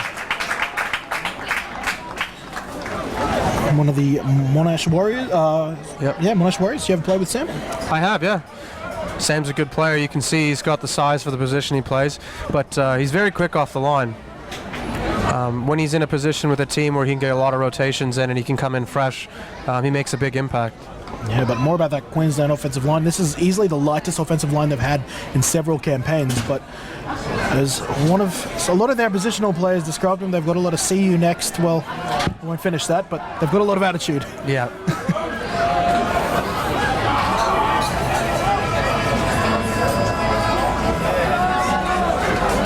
And he's stuck with Corwin. Corwin over the middle. Misses everyone. He was intending to hit Garrett Kawado, the converted wide receiver for this campaign. He heard the footsteps. He possibly did. He was a running back when they originally brought him into camp, and then they realized, well, we've got 6 running backs on the roster. There's no point of having that. So they picked one of the guys with the best feet and threw him out there. He's one of the great space athletes, as Coach Hollywood described him. And they're still trying to work on his hands, but they say if they can get ball in hands, he's a fantastic athlete.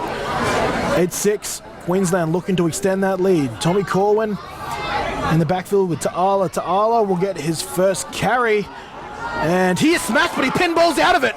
And then rolls out, and then a good wrap-up tackle by Liam Fordham.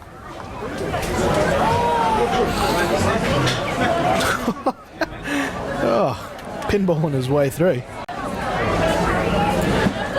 Victoria wants to bring pressure, but I think they're showing their hands a bit early here when they're coming to the line of scrimmage. In that 3-4 defense, you need to use the ability of your linebackers to loop around your big bodies there in the D-line and disguise it a bit more. It looks like they come downhill, and they're showing their cards, and the Queensland line's starting to pick it up better than they did in the first half. Eli Curry, he's also at linebacker now. Corwin deep drop.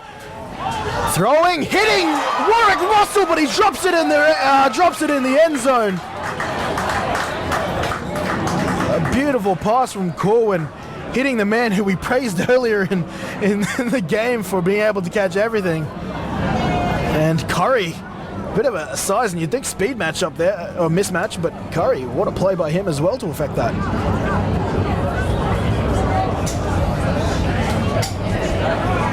And they're gonna. Looks like that was on third down, so that brings up fourth.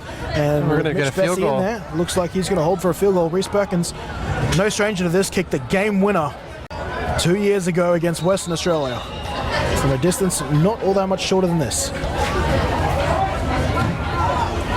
And timeout here to Queensland. Now this situation... So Victoria's going all out on it. They don't even have anyone back to return it, so they're going to be sending everyone they can to get in front of this kick.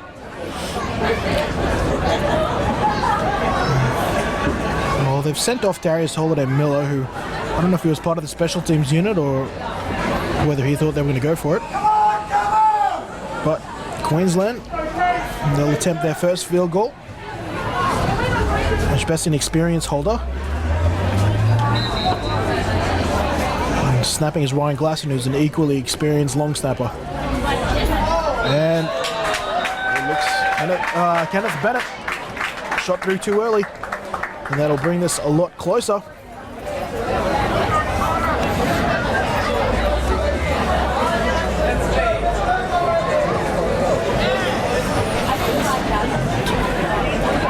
It puts them in a situation where they could go for it on fourth, and look, you're going to see the offense is back out on the field. Oh, there you go. Holiday Miller gets his wish.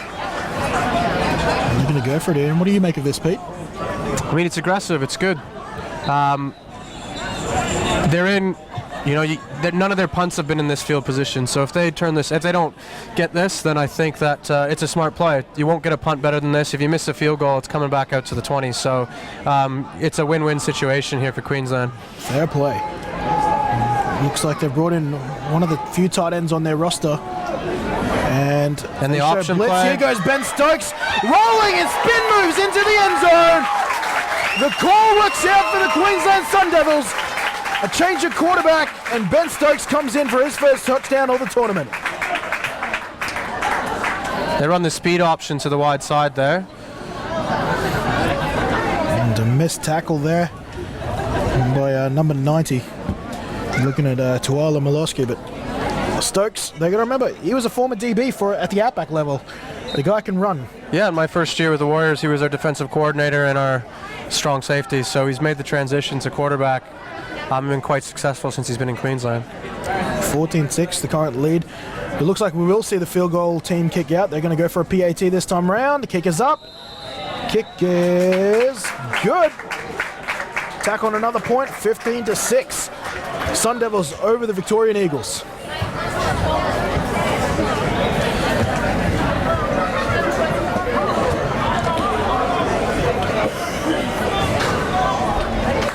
So Sun Devils, first to score in the second half. Mentally, I mean, what are you telling to your team here, who's just succeeded the first touchdown of the game for the Victorian Eagles head coach? If I'm Craig here and I'm telling my team, I mean, we want a big return, so let's turn this tide of the momentum right away. And like all the other ones, you're going to see that reverse look Hopefully they can get that big play. That's what they're going to want to do. They're going to want to get some big chunk plays, but I don't think they're going to change too much. They're going to still rely on Whitey to get some big plays. They're still only, a score away from this, so I think they're going to lean on what their strengths are, and that's going to be giving it to Whitey and probably getting Tyson on the outside. Makes sense. Reese Perkins, line drive. And that's going to be, it stays in. He manages to keep it in. Oh, mate, what's he like with a golf club? Andy Young taken down there from Kupi to Ala. The young man finding many ways to affect this game, both on offense and special teams.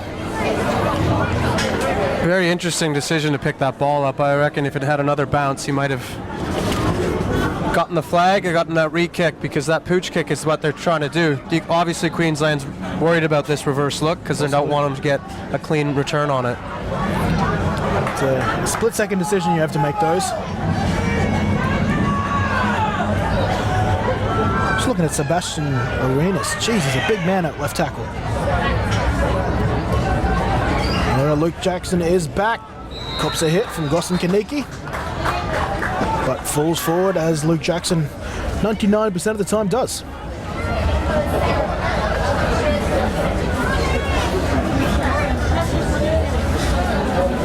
That's a 4-yard gain. That's a great gain. I'm wondering why they're taking him off the field already, though. He's not the best when passing downs. He doesn't have the greatest hands, so I don't know if it might be an indication that this is going to be a pass play. A couple more people tuning in from the UK now. Tony Potts, welcome to you. And it's not. It's a run. Onesie almost loses it towards the back end of that. But perhaps they're just trying to, maybe it's not of a situation of not using Jackson, but trying to use the onesie. Got multiple big dogs in the stable.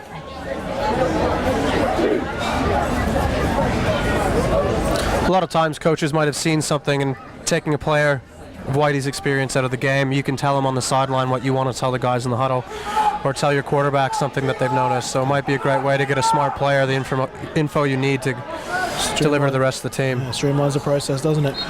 And this play is called dead. It would have been a give to Whitey. Looks like false start, I'd have to imagine. False start on Victoria.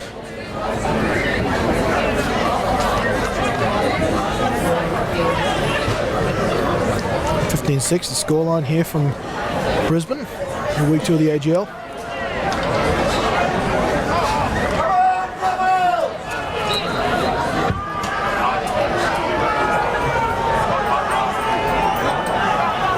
Four D linemen, three with one standing up, that's Sam Matautio. And it will be a pass. We've got out routes here for the Victorian Eagles, and did he catch that? It's a heck of a catch if he did. And it looks like they're giving it to him. And yeah, beautiful catch there by Aristotle Hua.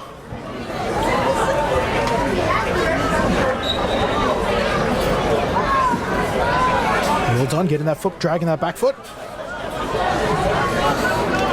That's a first down catch for the Eagles. Eagles on the move now.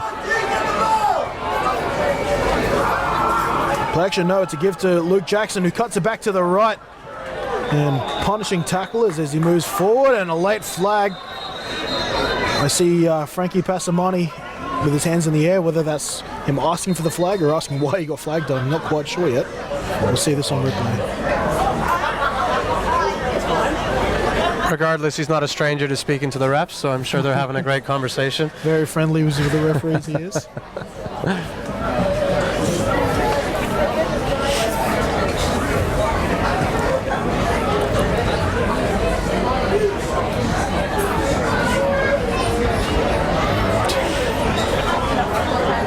Wait for the official call here.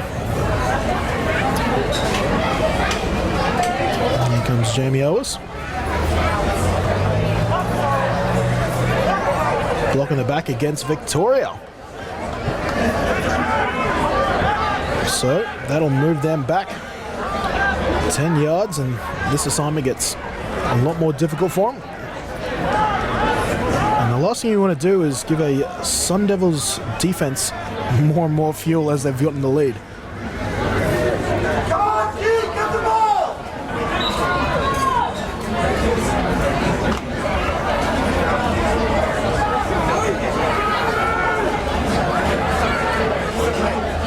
It's an all Stingrays DB core at the moment. The exception being Joe Rasmussen here on the near side corner. And against Hewer. And this one, he'll be looking for a man deep. This is Brad Ferguson. Pass sails though. Pass attendant Ferguson. Rasmussen on the coverage.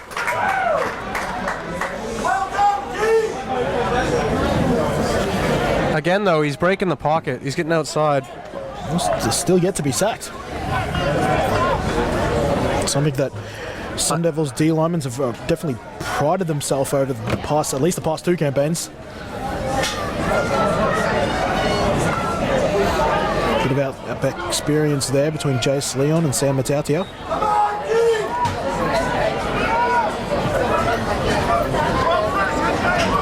Got this cover 4 look right now for Queensland. Well, they will take that short that's given to them. And they'll be tackled behind the 6. Calvin Young in on the play. Pass caught by Matthew Krul, his first catch of the day. And that's what that defense wants to do. They want to sit back and make you catch it in front of them. And they trust that their DBs can make those tackles one-on-one.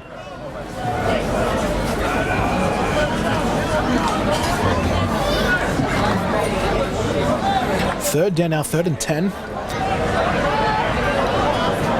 Queensland actually haven't blitzed a lot. They've trusted to get a lot of pressure. They've trusted their D-line to create pressure for them. And they'll continue that now. There's a twist in the middle of the play and a good catch there from Prince Coleman, and I think it's right in line with the first down marker. His feet were past the marker. I'm not sure if the ball was though, and Coleman was hurt on the play. Taking a shot from Basamani. And they might even ask for a measure here.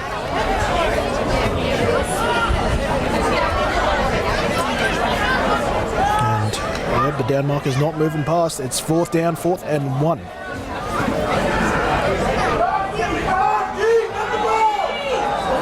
Fourth down, they're not sending out their punting team. No, they're going to trust their big men up front. Luke Jackson, the lead backs back in the game. Hasn't had a carry so far on this drive. Kaniki switches sides. And it won't be that. Queensland sends blitz. They've got one-on-one with Hewer on the outside. Hooah! Ball in their hands. It falls incomplete. However, turnover on downs. Queensland take over inside Victoria territory. I don't know if I agree with that play call in this field position. Well, yeah, you said yourself that you thought they were going to trust their big man up front. I think the strength of this team is their O-line, and to not trust them in that situation shocks me. Protection was good there from Whitey.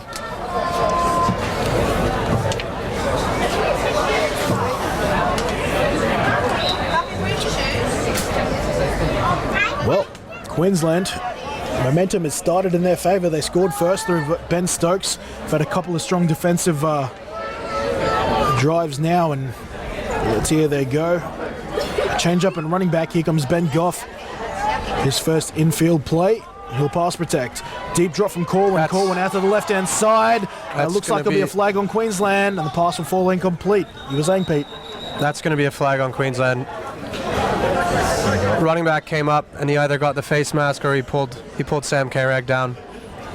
Easy call, right in front of the ref. Yeah, the worst thing he could have done there was throw his hands up. I don't think I'd be taking anyone that size head up like he did.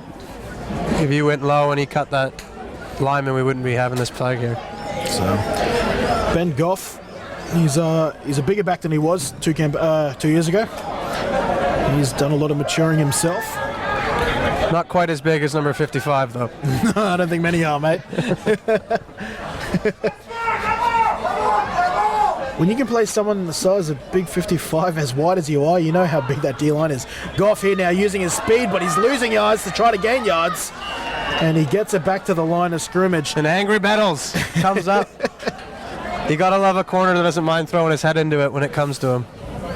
And look at the good angles from all the Victorian Eagles there, just forcing Goff just to continue taking it outside. And then, as you said, Mr. Bettles getting in and finishing off the job.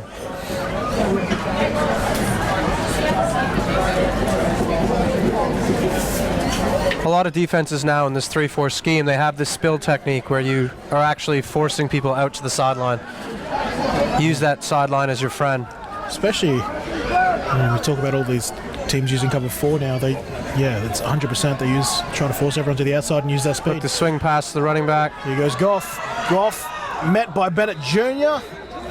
Sort of wins that battle, but overall the Victorian defense wins the war of that drive, and that'll bring up 3rd and long. Interesting with this kind of field position, we haven't seen Darius on the field. Interesting if they're just trying to rotate through backs, perhaps. Could be to Arla, got a play or two last drive. James Taylor is another running back. I know he's on the roster, and I think he was listed on the game day squad, but I don't think I've seen him on yet. Corwin still taking snaps. Looking deep. Bessie in between the safety and corner. He brings it down for a big gain. I'm still not sure if that was enough for a first down. Actually, yes, it truly was. Well, truly, by 3 yards. That's the weakness. So they're in a cover 2 look there. And if quarterback sees that and they trust their arm, they just got that little window over top of the corner and just to the sideline before that safety can get over top. And you see he dropped it in perfect just before the 2 defenders can bucket play on it. So there we go. Bessie's first reception of the day, his 2nd target. Both have been on deep routes. And that's where he specializes. Goff met early from Bennett, but ball is out! Ball is lost! Victoria's all over it! Ball recovered from Victoria. Fumble from Queensland, and Victoria takes over possession. And that's Tana from the Monash Warriors jumping on that ball. Bennett wasn't the one who forced it, but he's the one who probably got inside his head there. Gosh, he's quick off the edge, and then he just loses it as he tries to spin into the pile.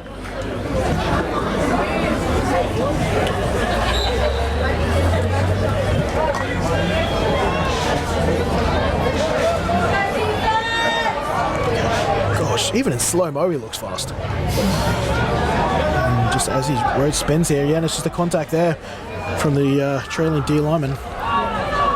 Well done. Back into live action. Didn't miss a whole lot, don't worry. Just a short gain there from Victoria.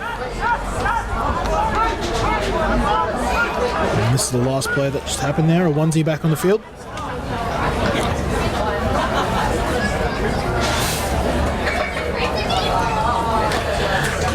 Second down now. 8 yards ahead of them to convert. And a big change in momentum with a play like that.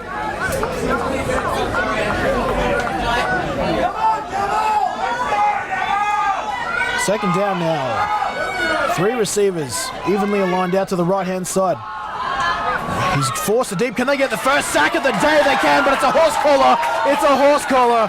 And the great play from Queensland will be negated by a penalty. And that's a mistake from a young player. It's like I said, this is his first full year of touching this sport. Makes a great play, but you got to know where you can and can't put your hands when you're taking a guy to the ground. It's a dangerous play. We've seen a lot of, well, it's probably more common with wide receivers as DBs are trailing from behind, but yeah, a lot of back injuries, a lot of knee injuries. It can just really mess people up. No, that's a 15-yarder, I believe. So correct, 15 yards. So march them out of the deep hole they would have been in otherwise. It's the first time they got to Healy. And it was interesting. They actually brought a linebacker down and overloaded the close side. And Daniel Thompson got his away on the other side. So they overloaded, and I think the O-line for Victoria shifted that way to protect it, which left Ads one-on-one on the backside. Big chunky yardage there as the Victorians march up to the 38-yard line. And let's see if that's enough to spark a return fire for the Eagles. Healy, same formation as he was before. Play action to Awunzi. And the pass was intended to go on him. It flies over his head, incomplete, 2nd and 10.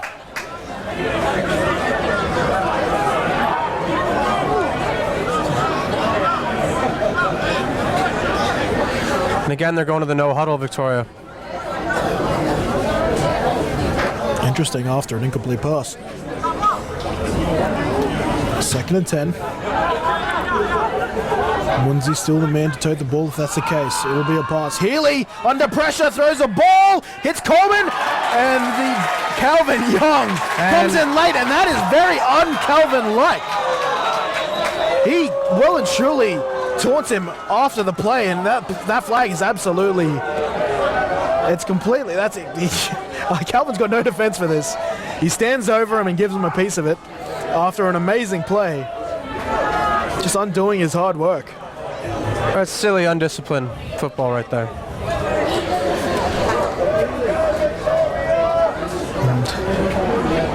And so Calvin, yeah, he's a bit of a quiet bloke.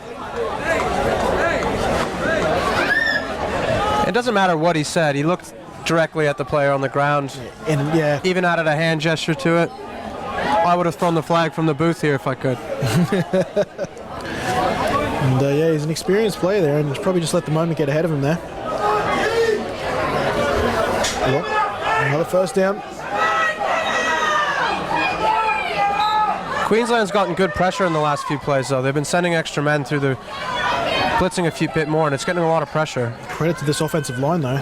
Queensland really, and the catch made there from, I think that was that Cruel? No, Karen.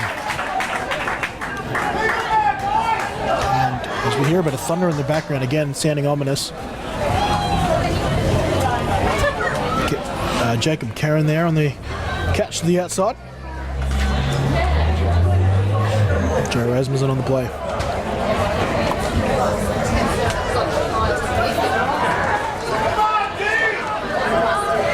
Change up as end now as well. Moreton Bay Raptors coming in. Healy dropping back now, looking to scramble, loses the ball! Flags are down and has recovered there from the Sun Devils. A very just auspicious fumble there, but we've got a holding on Victoria, which I'm assuming is going to get declined. Pete Mariani, one of the few Moreton Bay players on the Sun Devils, he comes up with a big recovery. Take a look again on replay here and just popped out. Just when you carry the ball like a loaf of bread, you got to be prepared to make some sandwiches. So. There we go. That's why you're here, Pete. It's silly. If you're going to take off and run, you got to hold that ball like you're a runner. He's lanky. He's a lanky sort of guy. His knees. When you hold the ball like that, you're asking for trouble. And Ben Stokes again back in the game, running the ball. Quarterback by committee, it appears here for committee. It appears here for Queensland. Stokes, let's see if he stays in the game or if he was just in there for a package. Looks like he'll stay in. 2nd down after a good 7-yard gain there from Ben Stokes. And the speed option again. And Stokes is going to keep it on the read option. Jukes his way to a first down. Queensland on the move.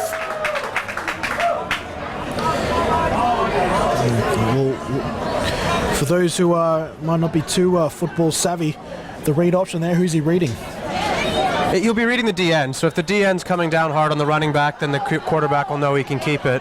If the DN reads hard on the quarterback, which they should be now after they can see that Ben Stokes is more than willing to carry it, then they hand it off to the running back.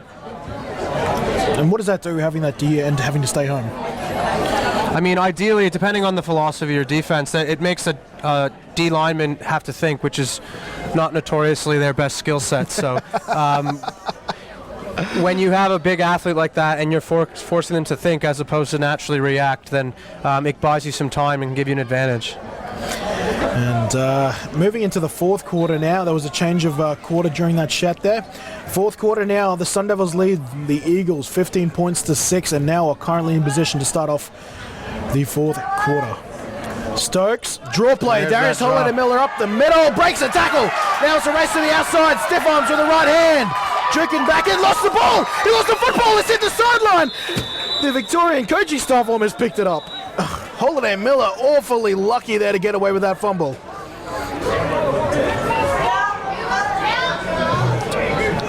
I think he's down there. Elbow was probably down, but it depends on when you want to start marking when that football started coming out. No one had clear possession. Queensland would still maintain possession of the ball regardless. 15 on coach.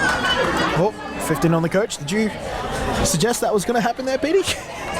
Craig Wilson is no stranger to the yellow flag. Well, they say keep your friends close, keep your enemies closer. In this case, keep the officials closer. So close they're in earshot, perhaps.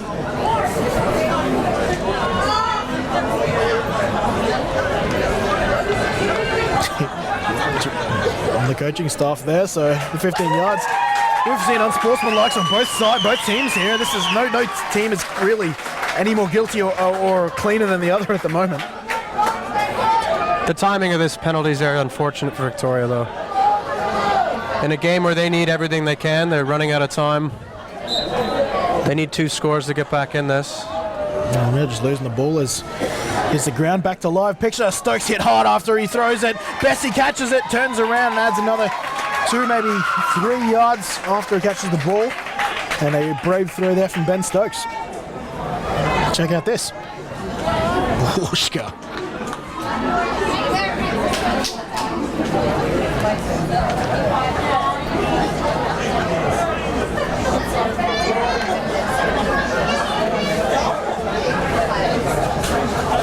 And after going the first half without a catch, they're getting Mitchell Bessie more involved in the game now. The second of the half. Third, in fact. 15-6. Queensland in the lead, now in the red zone. Low snap, speed option. Ben Stokes keeps it. Stokes looking for number 2. And hang on, did he pitch that off the second level? I think he did. Darius Holiday Miller in for his second score of the day.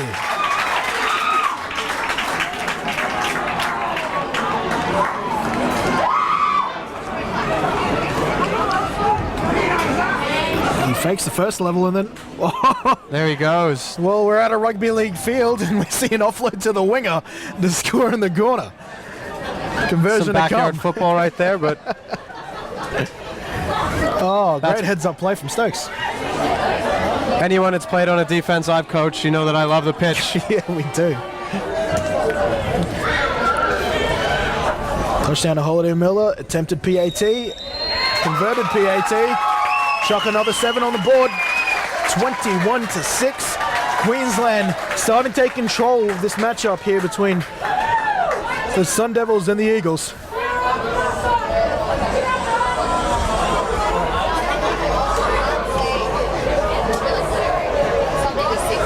And 22-6. His score after the PAT. Trust on the score man next to me. In the fourth quarter now. A multi-possession lead here for the Sun Devils. Are they safe, Pete?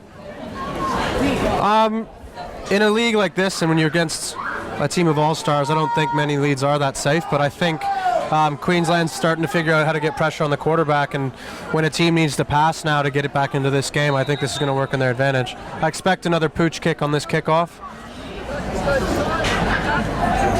Oh, another line drive there from Reece Perkins. Cat caught on the full there. And another fake reverse. He's got blockers on the outside. Here he goes, cuts it back in field and tackled at around the 35-yard line. Returning the ball there was Jacob Kerrin.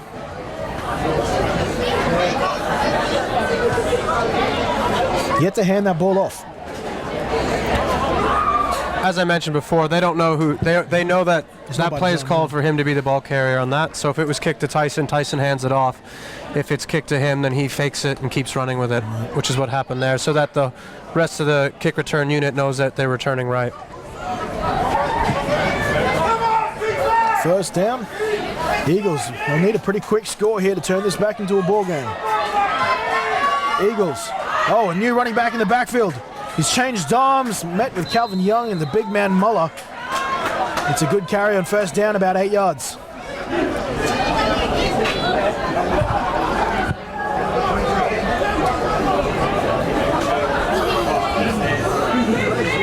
Muller there, he fumbled on his last carry. Makes the tones for it there. Deep drop under pressure is Healy, but he gets a good ball out for Prince Coleman. Coleman's got the ball. He's still going. Breaks the tackle. Victoria answer back fast.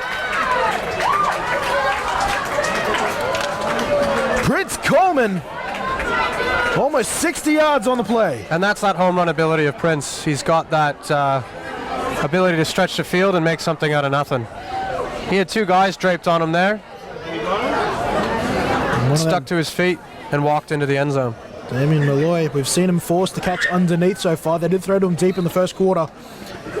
And it went over his head this time perfectly in place. And wow, here we go. Here we go.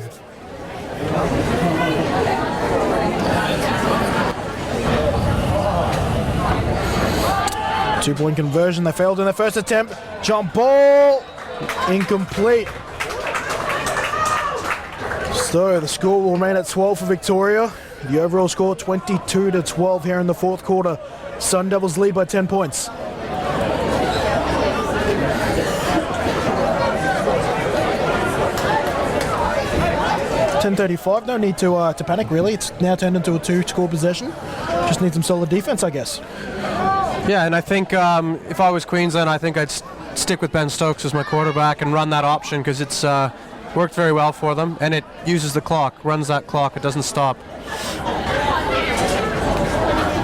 Because right now Victoria is racing against time, they're not racing against Queensland per se. Just getting word, we've got some love from Hawaii coming in. The head coach from the university, the offensive coordinator from the University of Hawaii tuned in for one of the touchdowns. So hello, or aloha to our friends over at Hawaii. Here goes Kupi Tuala. Ta'ala now, he looks dangerous on his first return. Here he goes again, one-on-one with the kicker. Shakes and bakes, and the kicker wins that battle. And they even throw a hand clap there to acknowledge each other's one-on-one battle there, but nonetheless a great return there from Kupi, who's been dynamic on special teams so far.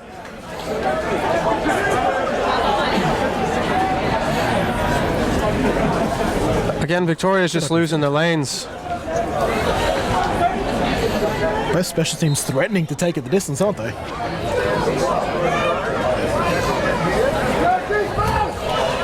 Anywho, Queensland, they would love to find a dagger here with another score. Stokes back in the game. So is Ben Goff.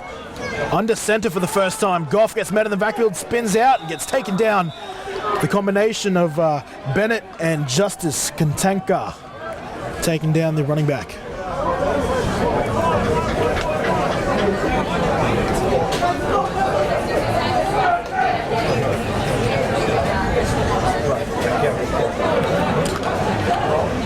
For those who might have missed the touch, the earlier touchdown to Darius Holiday-Miller, it was a late pitch off there from Ben Stokes. We've got two backs now, max protection, and another option call. Here they go. Ben Goff chugging forward, picks up maybe 4 yards on that if he's lucky. I'm not sure where he got out of bounds, but it was a solid run there from the Sunny Coast back.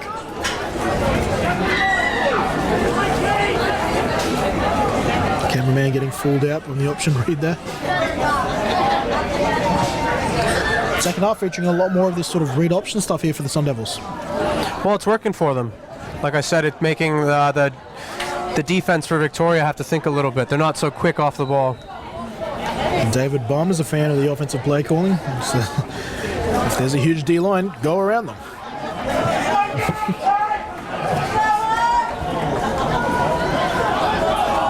You got one of your friends watching from Turkey, mate. From Turkey. Patrick Mottram. Oh, Bennett keeps onside. No, he doesn't apparently. And the play up the middle will get stuffed, but assuming I'm correct, Queensland will get a 3-5 yards. Shout out to Paddy Mottram in Turkey. In Turkey, cheering for the Eagles. And there it is, and it looks like it'll be an automatic first for the Sun Devils. It was 3rd and 5, and now it's 1st and 10. Ball right on the 30-yard line.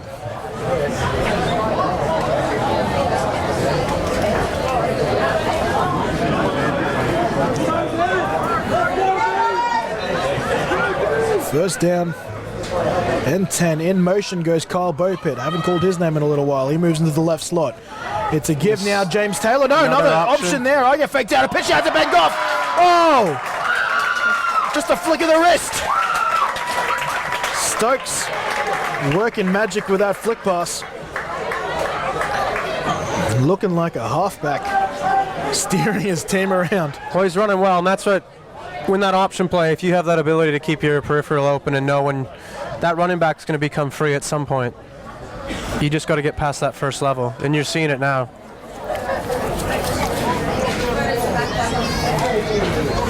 Here we go, Queensland.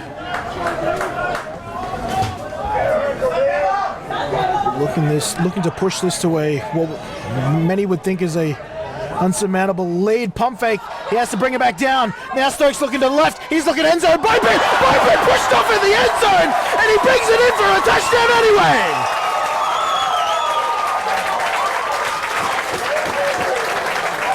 Queensland extend the lead. How about that?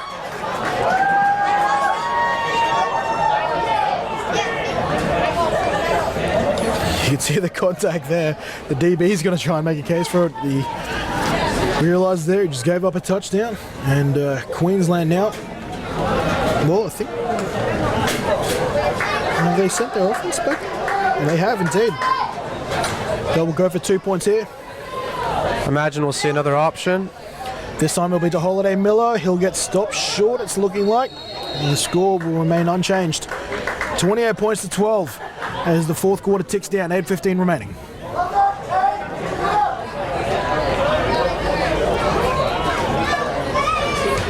Well, Victoria, they've proven they can score fast.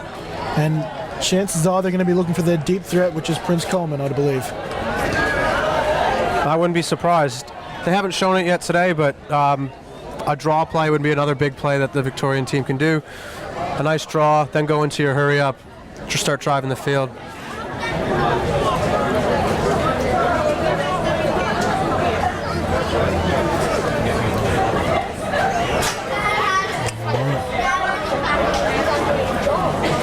Reese Perkins will be back to kick this off. Let's see if Reese Perkins will continue this sort of, it's somewhere between a line drive and a squib. It's not really one of either. Yeah, I think the last one was more of a line drive. That's not necessarily what they want to do. They want to have it low to the corner, ideally with a bounce or two.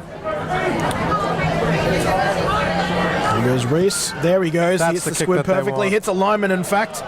Lyman's living the dream. He's living the dream right now, and he takes it up to the 34-yard line. Let's give him some love. That is Eli Curry. I shouldn't say he's completely a lineman. He's played a lot of linebacker this game. And I'm seeing a lot of players coming at each other, but no flags are on the field.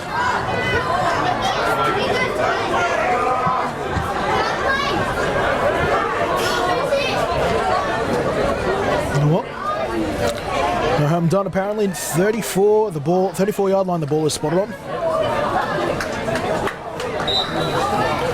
And Victoria's got to keep their cool right now. They need every yard they can get.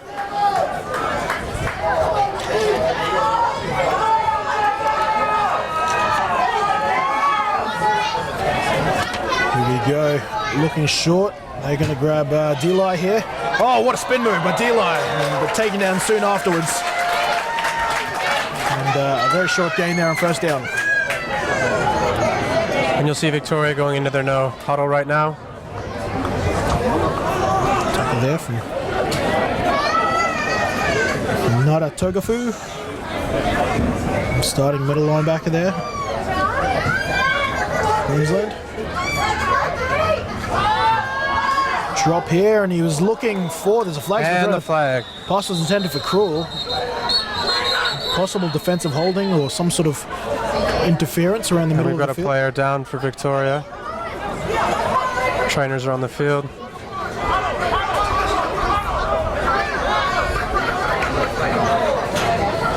Can't quite make out with that. That flag came from the nosebleed, so I can only imagine that this is a pass interference. See if we can spot it here, but Hold. Holding. yeah, defensive holding. It'll apparently. I think it might be on Natatogafu in the middle. Right. Well.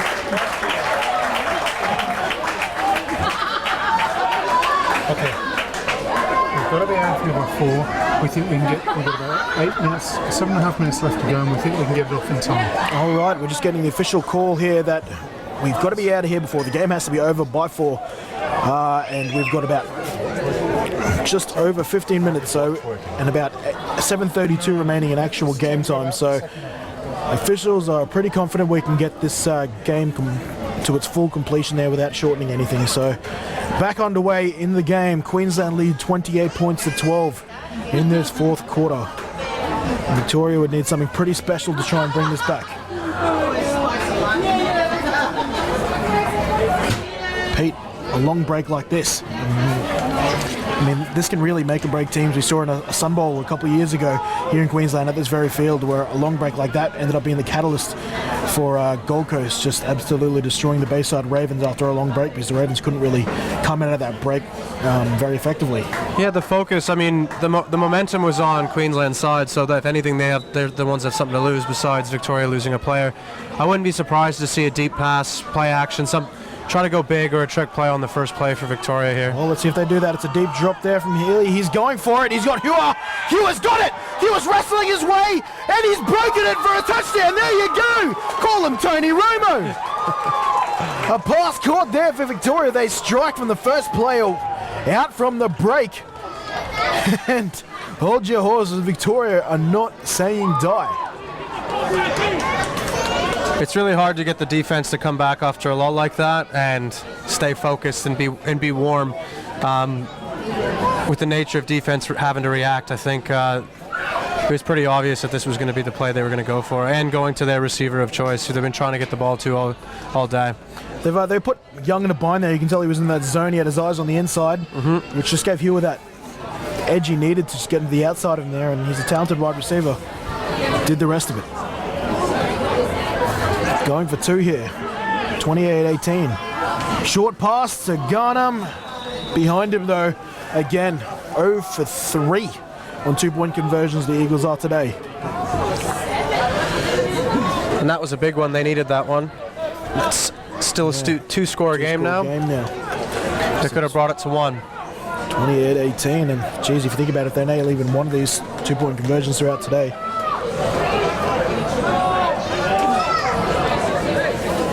28-18, 10. It's the risk you run, or if you kicked 3 extra points on all your scores, then you're in this ball game. So, it will be interesting. I've always been more of a fan of kicking the field goal, but sometimes in this league in Australia, it's hard to find the guys that can kick the ball off the tee.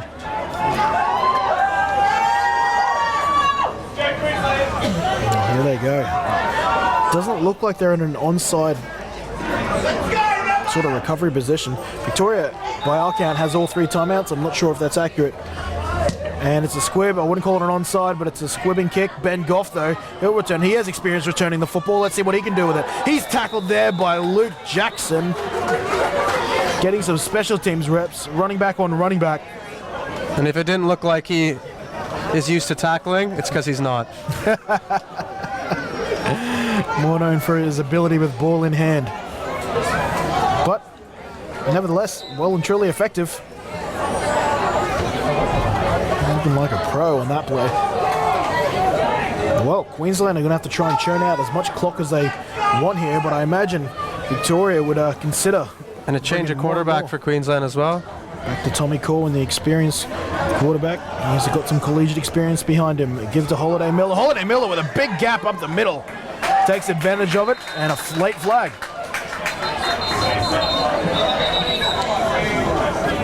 Looks like a holding call. Or face mask. Face mask penalty on whom? Oh, it's a shame. He was already going to the ground before the offensive player got to him. It's going to be on Justice Kentanka. And see right at the end there, that'll Give them another Yeah. 15, so Queensland will happily accept that.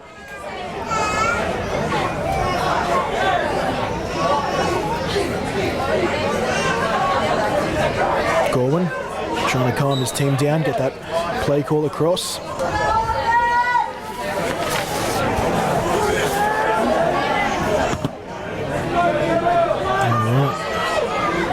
Ticking inside 7 minutes now. Corwin and his Sun Devils. Blitz from Victoria. It'll be a short pass out to Kyle Bopert. Makes the first man miss. Falls over for a first down.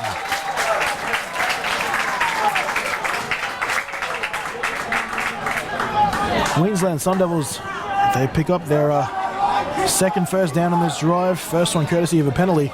Over pursuit by the defender there. He needs to break down and make that tackle. Or force him out of bounds. Forcing him out of bounds, of course, the ideal situation. First and 10, Sun Devils. I'm surprised they've come out throwing when they want to chew up the clock. Russell in motion. Now Here it going is. back to the run game. Back to Darius Holiday-Miller. Keeps pushing. Follows the block of Carlos Sinapati.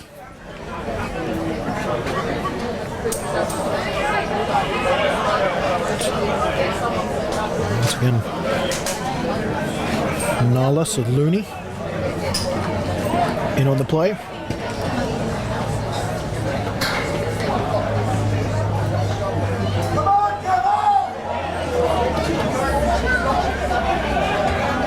And second down now, second and 6, a long 6 at that. Here goes Cooper Ta'ala, who's been exciting on special teams. What can he do with ball in hand? He can take it from a carry for a loss there. Victoria winning that battle, moving him back here and setting him up for a 3rd and long.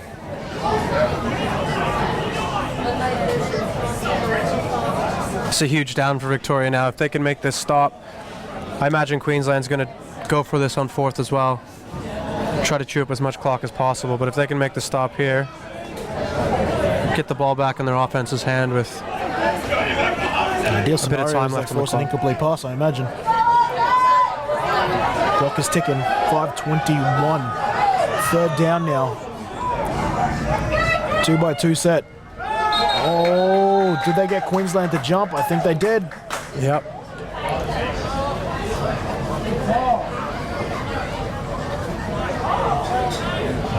And I think actually might have been. I wonder if that's on Saluni. In fact, they didn't. Yeah, there we go. Actually, false start. They on would have let the quarterback. play run if it was a jump on. Yeah. So, yeah, good job there. I'd be jumping early too if Nala Saluni was coming to me. 3rd and even longer now. This is a classic draw situation for Queensland. See if they go to it. It wouldn't be a bad idea. This into a too deep look here. Nope, They're going going to for pass the it pass. though. Looking for To work. Bones. Russell's got it. He's got to stay in bounds. He gets taken out of bounds, but he might have got the first down. I think he did. Goes out of bounds, but gets the first down.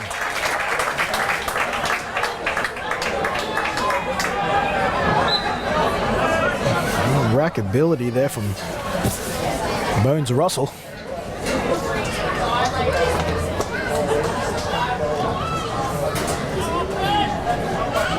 Showing a bit of quickness after the catch there. Back to live picture. Time inside 5 minutes now, 4:29 on the clock. Corwin sucking up a bit of time here. Trying to, oh, he's free play, no! He's touched an offensive lineman. And Mitch Bessie's going after it, but the play will come back. It's the second time he's done that this game. And well, Not quite sure what he's actually doing. He's not reading anything. He's just deciding to jump. well, he is one of the more aggressive and certainly one of the more talented pass rushers, or we'll even just call him an edge rusher. He's trying to do something to make a play, but unfortunately rolling the dice and not coming up with the Yahtzee. Holiday Miller back in the game. Riding shotgun to Corwin. Corwin forced, knows the draw play. There it is. Holiday Miller churning the legs forward, but he's taken down at the maybe just past the line of scrimmage. The tackle there made by AJ Nanoa.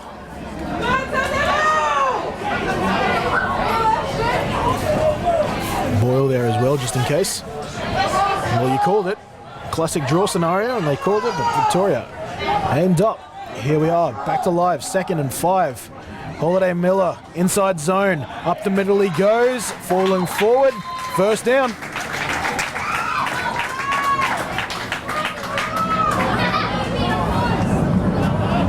Just getting them behind some of those offensive line. And this is what I would have expected to see throughout this game, more or less. Would be Queensland devoted to running this ball and getting it down there.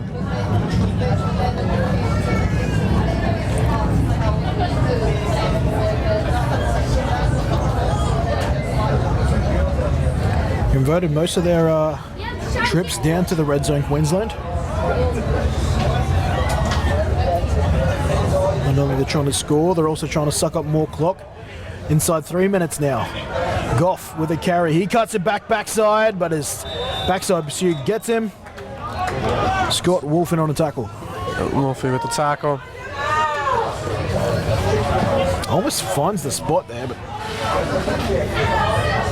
good backside work there from Wolf.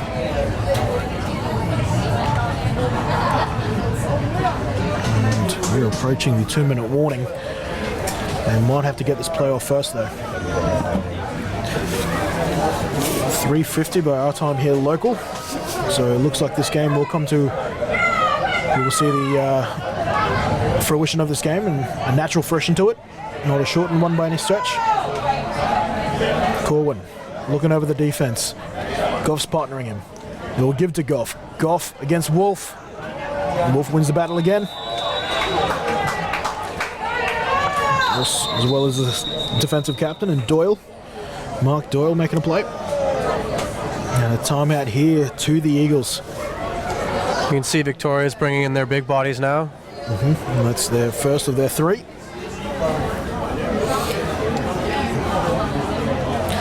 The disappointing here for Victoria, even if they do everything right and they bring them to 4th down here, Queensland more than happy kicking a field goal. That's true, they've shown that they can do it.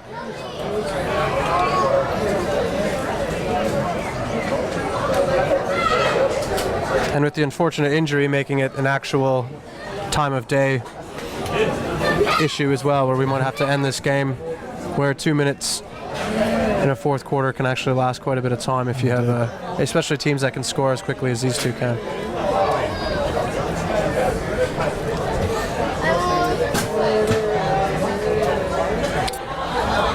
.352 local now, 8 minutes. I still think that should be more than enough time to complete the final 2 minutes, but we've seen crazier things. We'll also not, in case the situation arises, I will also say that there are no overtime throughout this tournament. It is a round robin, therefore that it will end as a draw. Should Victoria find a way to score 10 points in the next 2 minutes without obviously allowing Queensland to score on this drive. So no overtime. In motion is Kyle Bopit. Bopit, it'll be no effect of the play. There'll be a give to Goff. Goff will get tackled for a loss. Nala Saluni in there. So we've got a 4th down coming up. That brings up 4th down, and now they're going to send the field goal kicking unit on. Doesn't look like it. Don't see a 4 It's still a 2-score game. I think the field position alone would be enough for Queensland to want to go for it. They'll either score here or they've got Victoria taking the ball on their own 10-yard line. Smart decision would be go for it. Maybe chuck it up to one of your receivers in the corner. Who knows what can happen. Clock will stop on the turnover on downs anyway, so exactly the whole playbook's open It too. allows you to become a little more versatile with your play calling because you don't have to worry about keeping that clock moving, right? So, if they've got any trick plays now, might not be too bad of a situation, but of course they're probably aware that a lot of clubs will be watching this footage, a lot of teams, a lot of states. Well, the trick plays near the goal line are a bit difficult because you've got the back of the end zone as a defender as well, so... They're no fully special? I don't imagine they need it. if Ben Stokes was in the game, I would think they would go option, but it doesn't look like he's out there, so I imagine this is going to be a draw play. And there's the QB draw. QB draw, rolling forward. Can Corwin get there? Corwin can! There's your dagger. A touchdown to Queensland, and that should probably ice this game.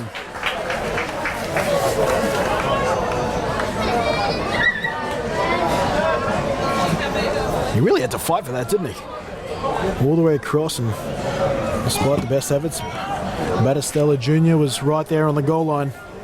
But Corwin does enough to get over. And back comes Reece Perkins to kick the extra point.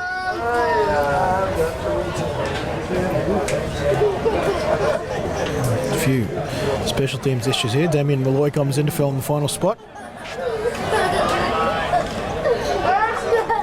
Snaps good, kicks up.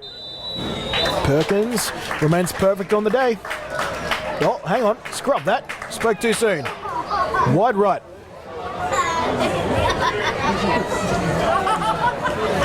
I think he might have pushed that one right, did he?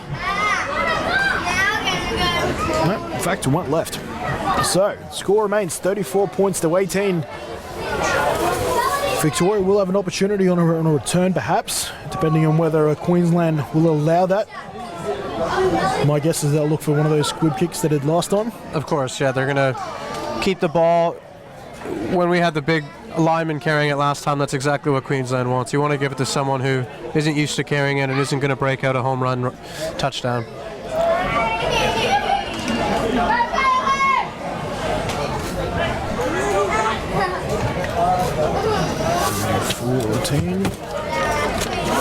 You need 2 converted touchdowns here, Victoria, which is well, not out of the realm. It's a possibility.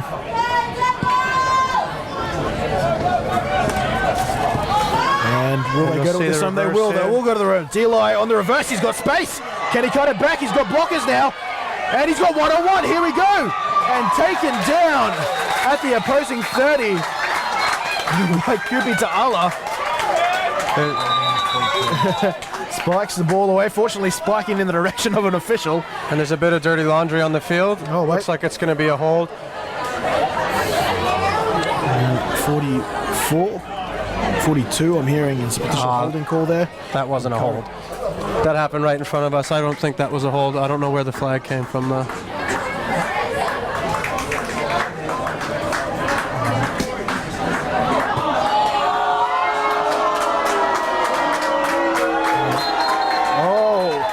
Another flag on the sideline, it looks like.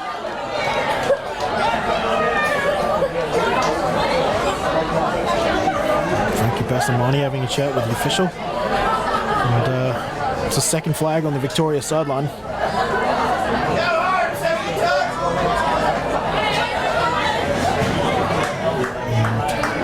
And that exciting return, well, it's got a distant memory now as Victoria sets up shop well into their territory. Looks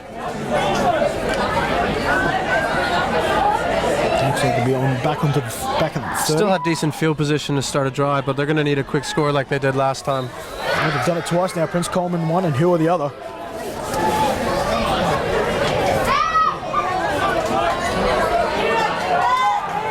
And they don't even have Hua on the field for the first play of this drive. Right, yeah, there is no dancing here on the field. Garnham in motion. There'll be a fake to him. Healy looking. He's under pressure. Rolling out. Throwing deep. Double coverage. Flags are down. Pass is incomplete, but multiple flags thrown in the vicinity. There's going to be a roughing the passer back on the throw. Queensland defender flew in after he delivered, and I imagine with the number of defenders down on the field, there'll be a pass interference call as well. Yeah, that's not. I don't know if that was Louis Barisi or if it was Natatoga in the Wildcats helmet, but silly decision there. Ooh. Far too late to make a hit on the quarterback like that. I think it was Louis Barisi.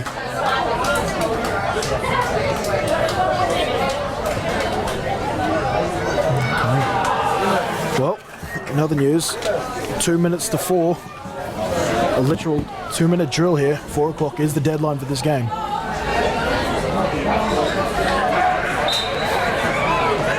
Victoria, well, with a literal time clock going on them, it's hard to think they would come back, but they're going to certainly try. Only 2 scores away. They've proven they can get this ball deep. Short pass to Garnham, incomplete. They probably want to go to the hurry-up regardless, because it's not the game clock they're thinking about now, it's the local clock. It's a unique experience because most of these football players will be known. I just saw the ball get raised. It is 4 o'clock. Well, the officials are on a different clock to us, and that's an awkward ending, unfortunately, to a game that was looking like it was going to finish with a grandstand finish. So your final score is 34 points to 18. Kenny Andres here. Thanks to Pete Brewer, who's joined us in box all day. Final thoughts, mate? Listen, it was a great game. I think, unfortunately, we remembered for losing a player, and it would have been great to see this full game play out. But I imagine that these are the top 2 teams in this country in this competition, and it's great to see them go head-to-head. Well, we'll see the next couple of weeks to really determine that. New South Wales and WA, they'll certainly want to have their say about that too. I'm going to jump down and try to grab a couple of words with the players and coaches. Stick with the stream. We're not quite done yet.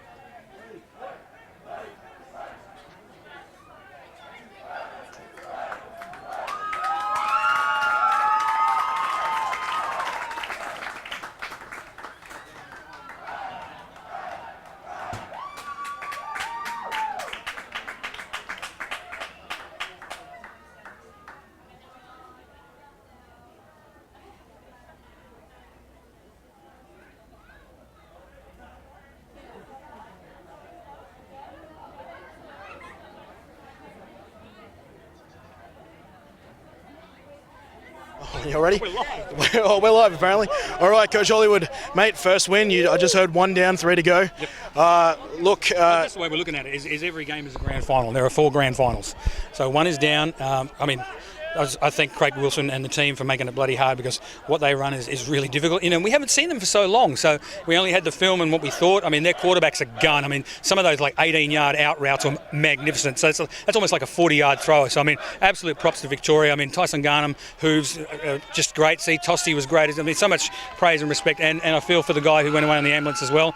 And I think it was great for both teams. But as we preached here, we sort of noticed something in just after the second half that they were tiring. Could be the Queensland humidity, etc., whatever. But we thought we'd go for it from there. So we saw some adjustments and came away with it.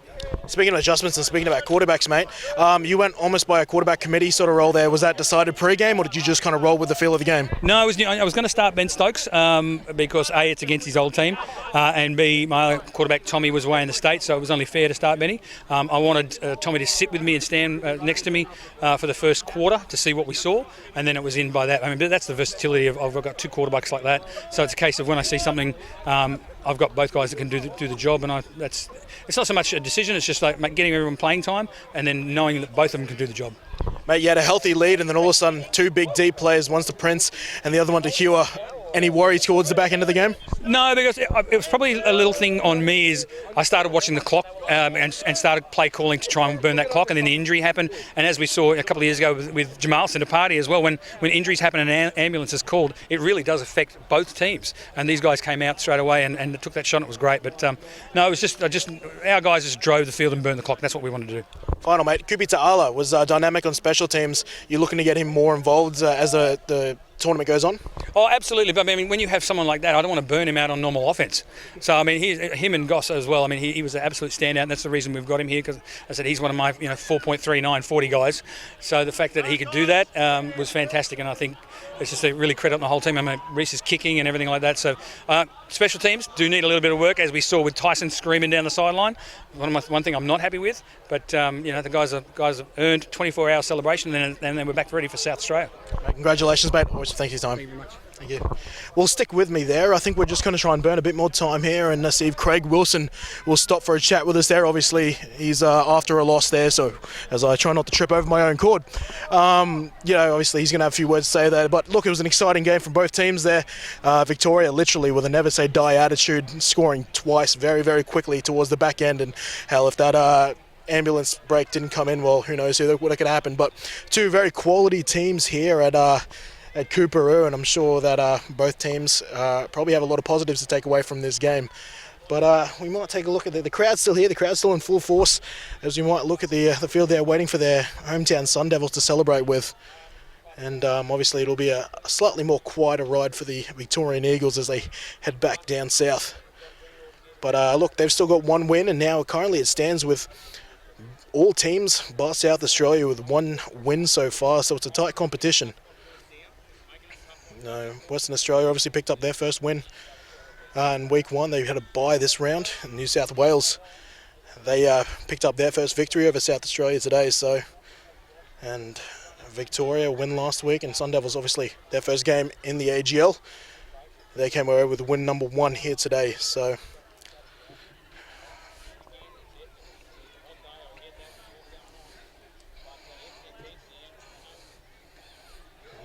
fortunately for us, the weather stayed quite good throughout the tournament, or throughout the day, I should say, day 1 of the tournament here in Queensland. There was prospected thunderstorms, and in fact we even heard a bit of thunder throughout the game, but unfortunately never followed up with some lightning. And right now it almost looks like it looks a thing of beauty right here in southeast Queensland. The grass is looking green, and big thank you to the East Tigers ground crew, which unfortunately their hard work was washed away last night in a bit of rain, and then they came back early this morning and got the ground looking a treat. Anyways, I think we're going to get the opportunity now to speak to Craig Wilson. Craig, mate, thank you. I know you gave you a bit of time there to talk to your team. Yeah, thanks. No worries. Obviously, mate, you obviously wanted to come out with a 2-0 record today. Yeah. We're very excited. A lot of positive things out of that offense, but where did Queensland tip you today? Oh, I think they just stayed the course, like we had them on the ropes there at one stage, but silly penalties, really hurt us. And they were just, relentless in the fact that they just kept doing what they do. And, it was a good little battle there with the adjustments, so that was good. And at the end of the day, we lost the game probably on the fundamentals. If we're not going to make those tackles, then, we're going to be in strife, So I really loved the fight in the guys, the way we came back and we kept going. And the way the game ended, I'll say we ran out of time, that we didn't lose, but, the record books won't show that. So, I think it's all it was. This is a seasoned, mature team. We've got some guys who haven't played state before. It's been a long day, as it always is when you're travelling. But kudos to the Queenslanders. They played really well. Mate, the Queensland coach, John Hollywood-Rowe, he had nothing but absolute praise to talk about that quarterback of yours and some of the throws he was making. Yep. Happy to see what came out of him today. Oh yeah, look, he's been away sort of hiking in New Zealand, so to get him back, and we've only sort of had a quick training session with him. But look, he's a class act. We've got classy receivers, and our O-line was great today as well. I thought they played really well as a whole unit, and he's a great leader. Finally, number 66, mate, he was taken off in the ambulance today. Any report from him so far? Oh, look, it's a broken leg, so I think obviously the way it was angled was a bit of a double snap. So, but he's in good spirits. He got his green whistle. He took a selfie with the green whistle so that he could assure everyone at home that he's okay. And he'll probably have an overnight at the hospital, and one of our guys from Vic staying with him. So, so that's really nice. Craig Wilson, congratulations, Lost. Thanks for your time, mate. Look, thanks to GQ for putting on a fantastic day. The facilities are awesome. The ground's marked up great. It's we've had a good bit of sunshine as well, which is nice from a Victorian perspective. And such a competitive game. I loved it. It was really good. So thanks very much. Fantastic. Cheers. All right, that pretty much wraps up action here at Langlands Park here in Coopera, Brisbane for week 2 of the AGL from Queensland. We're back here next week, back with live streaming Brisbane. Hope you enjoyed today's production. Back next time.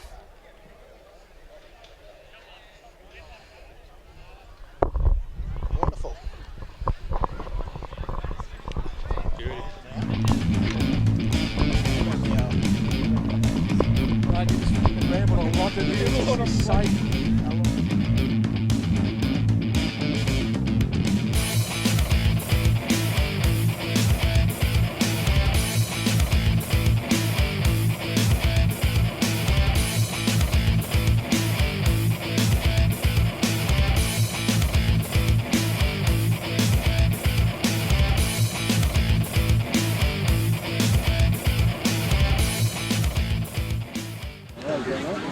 Going on.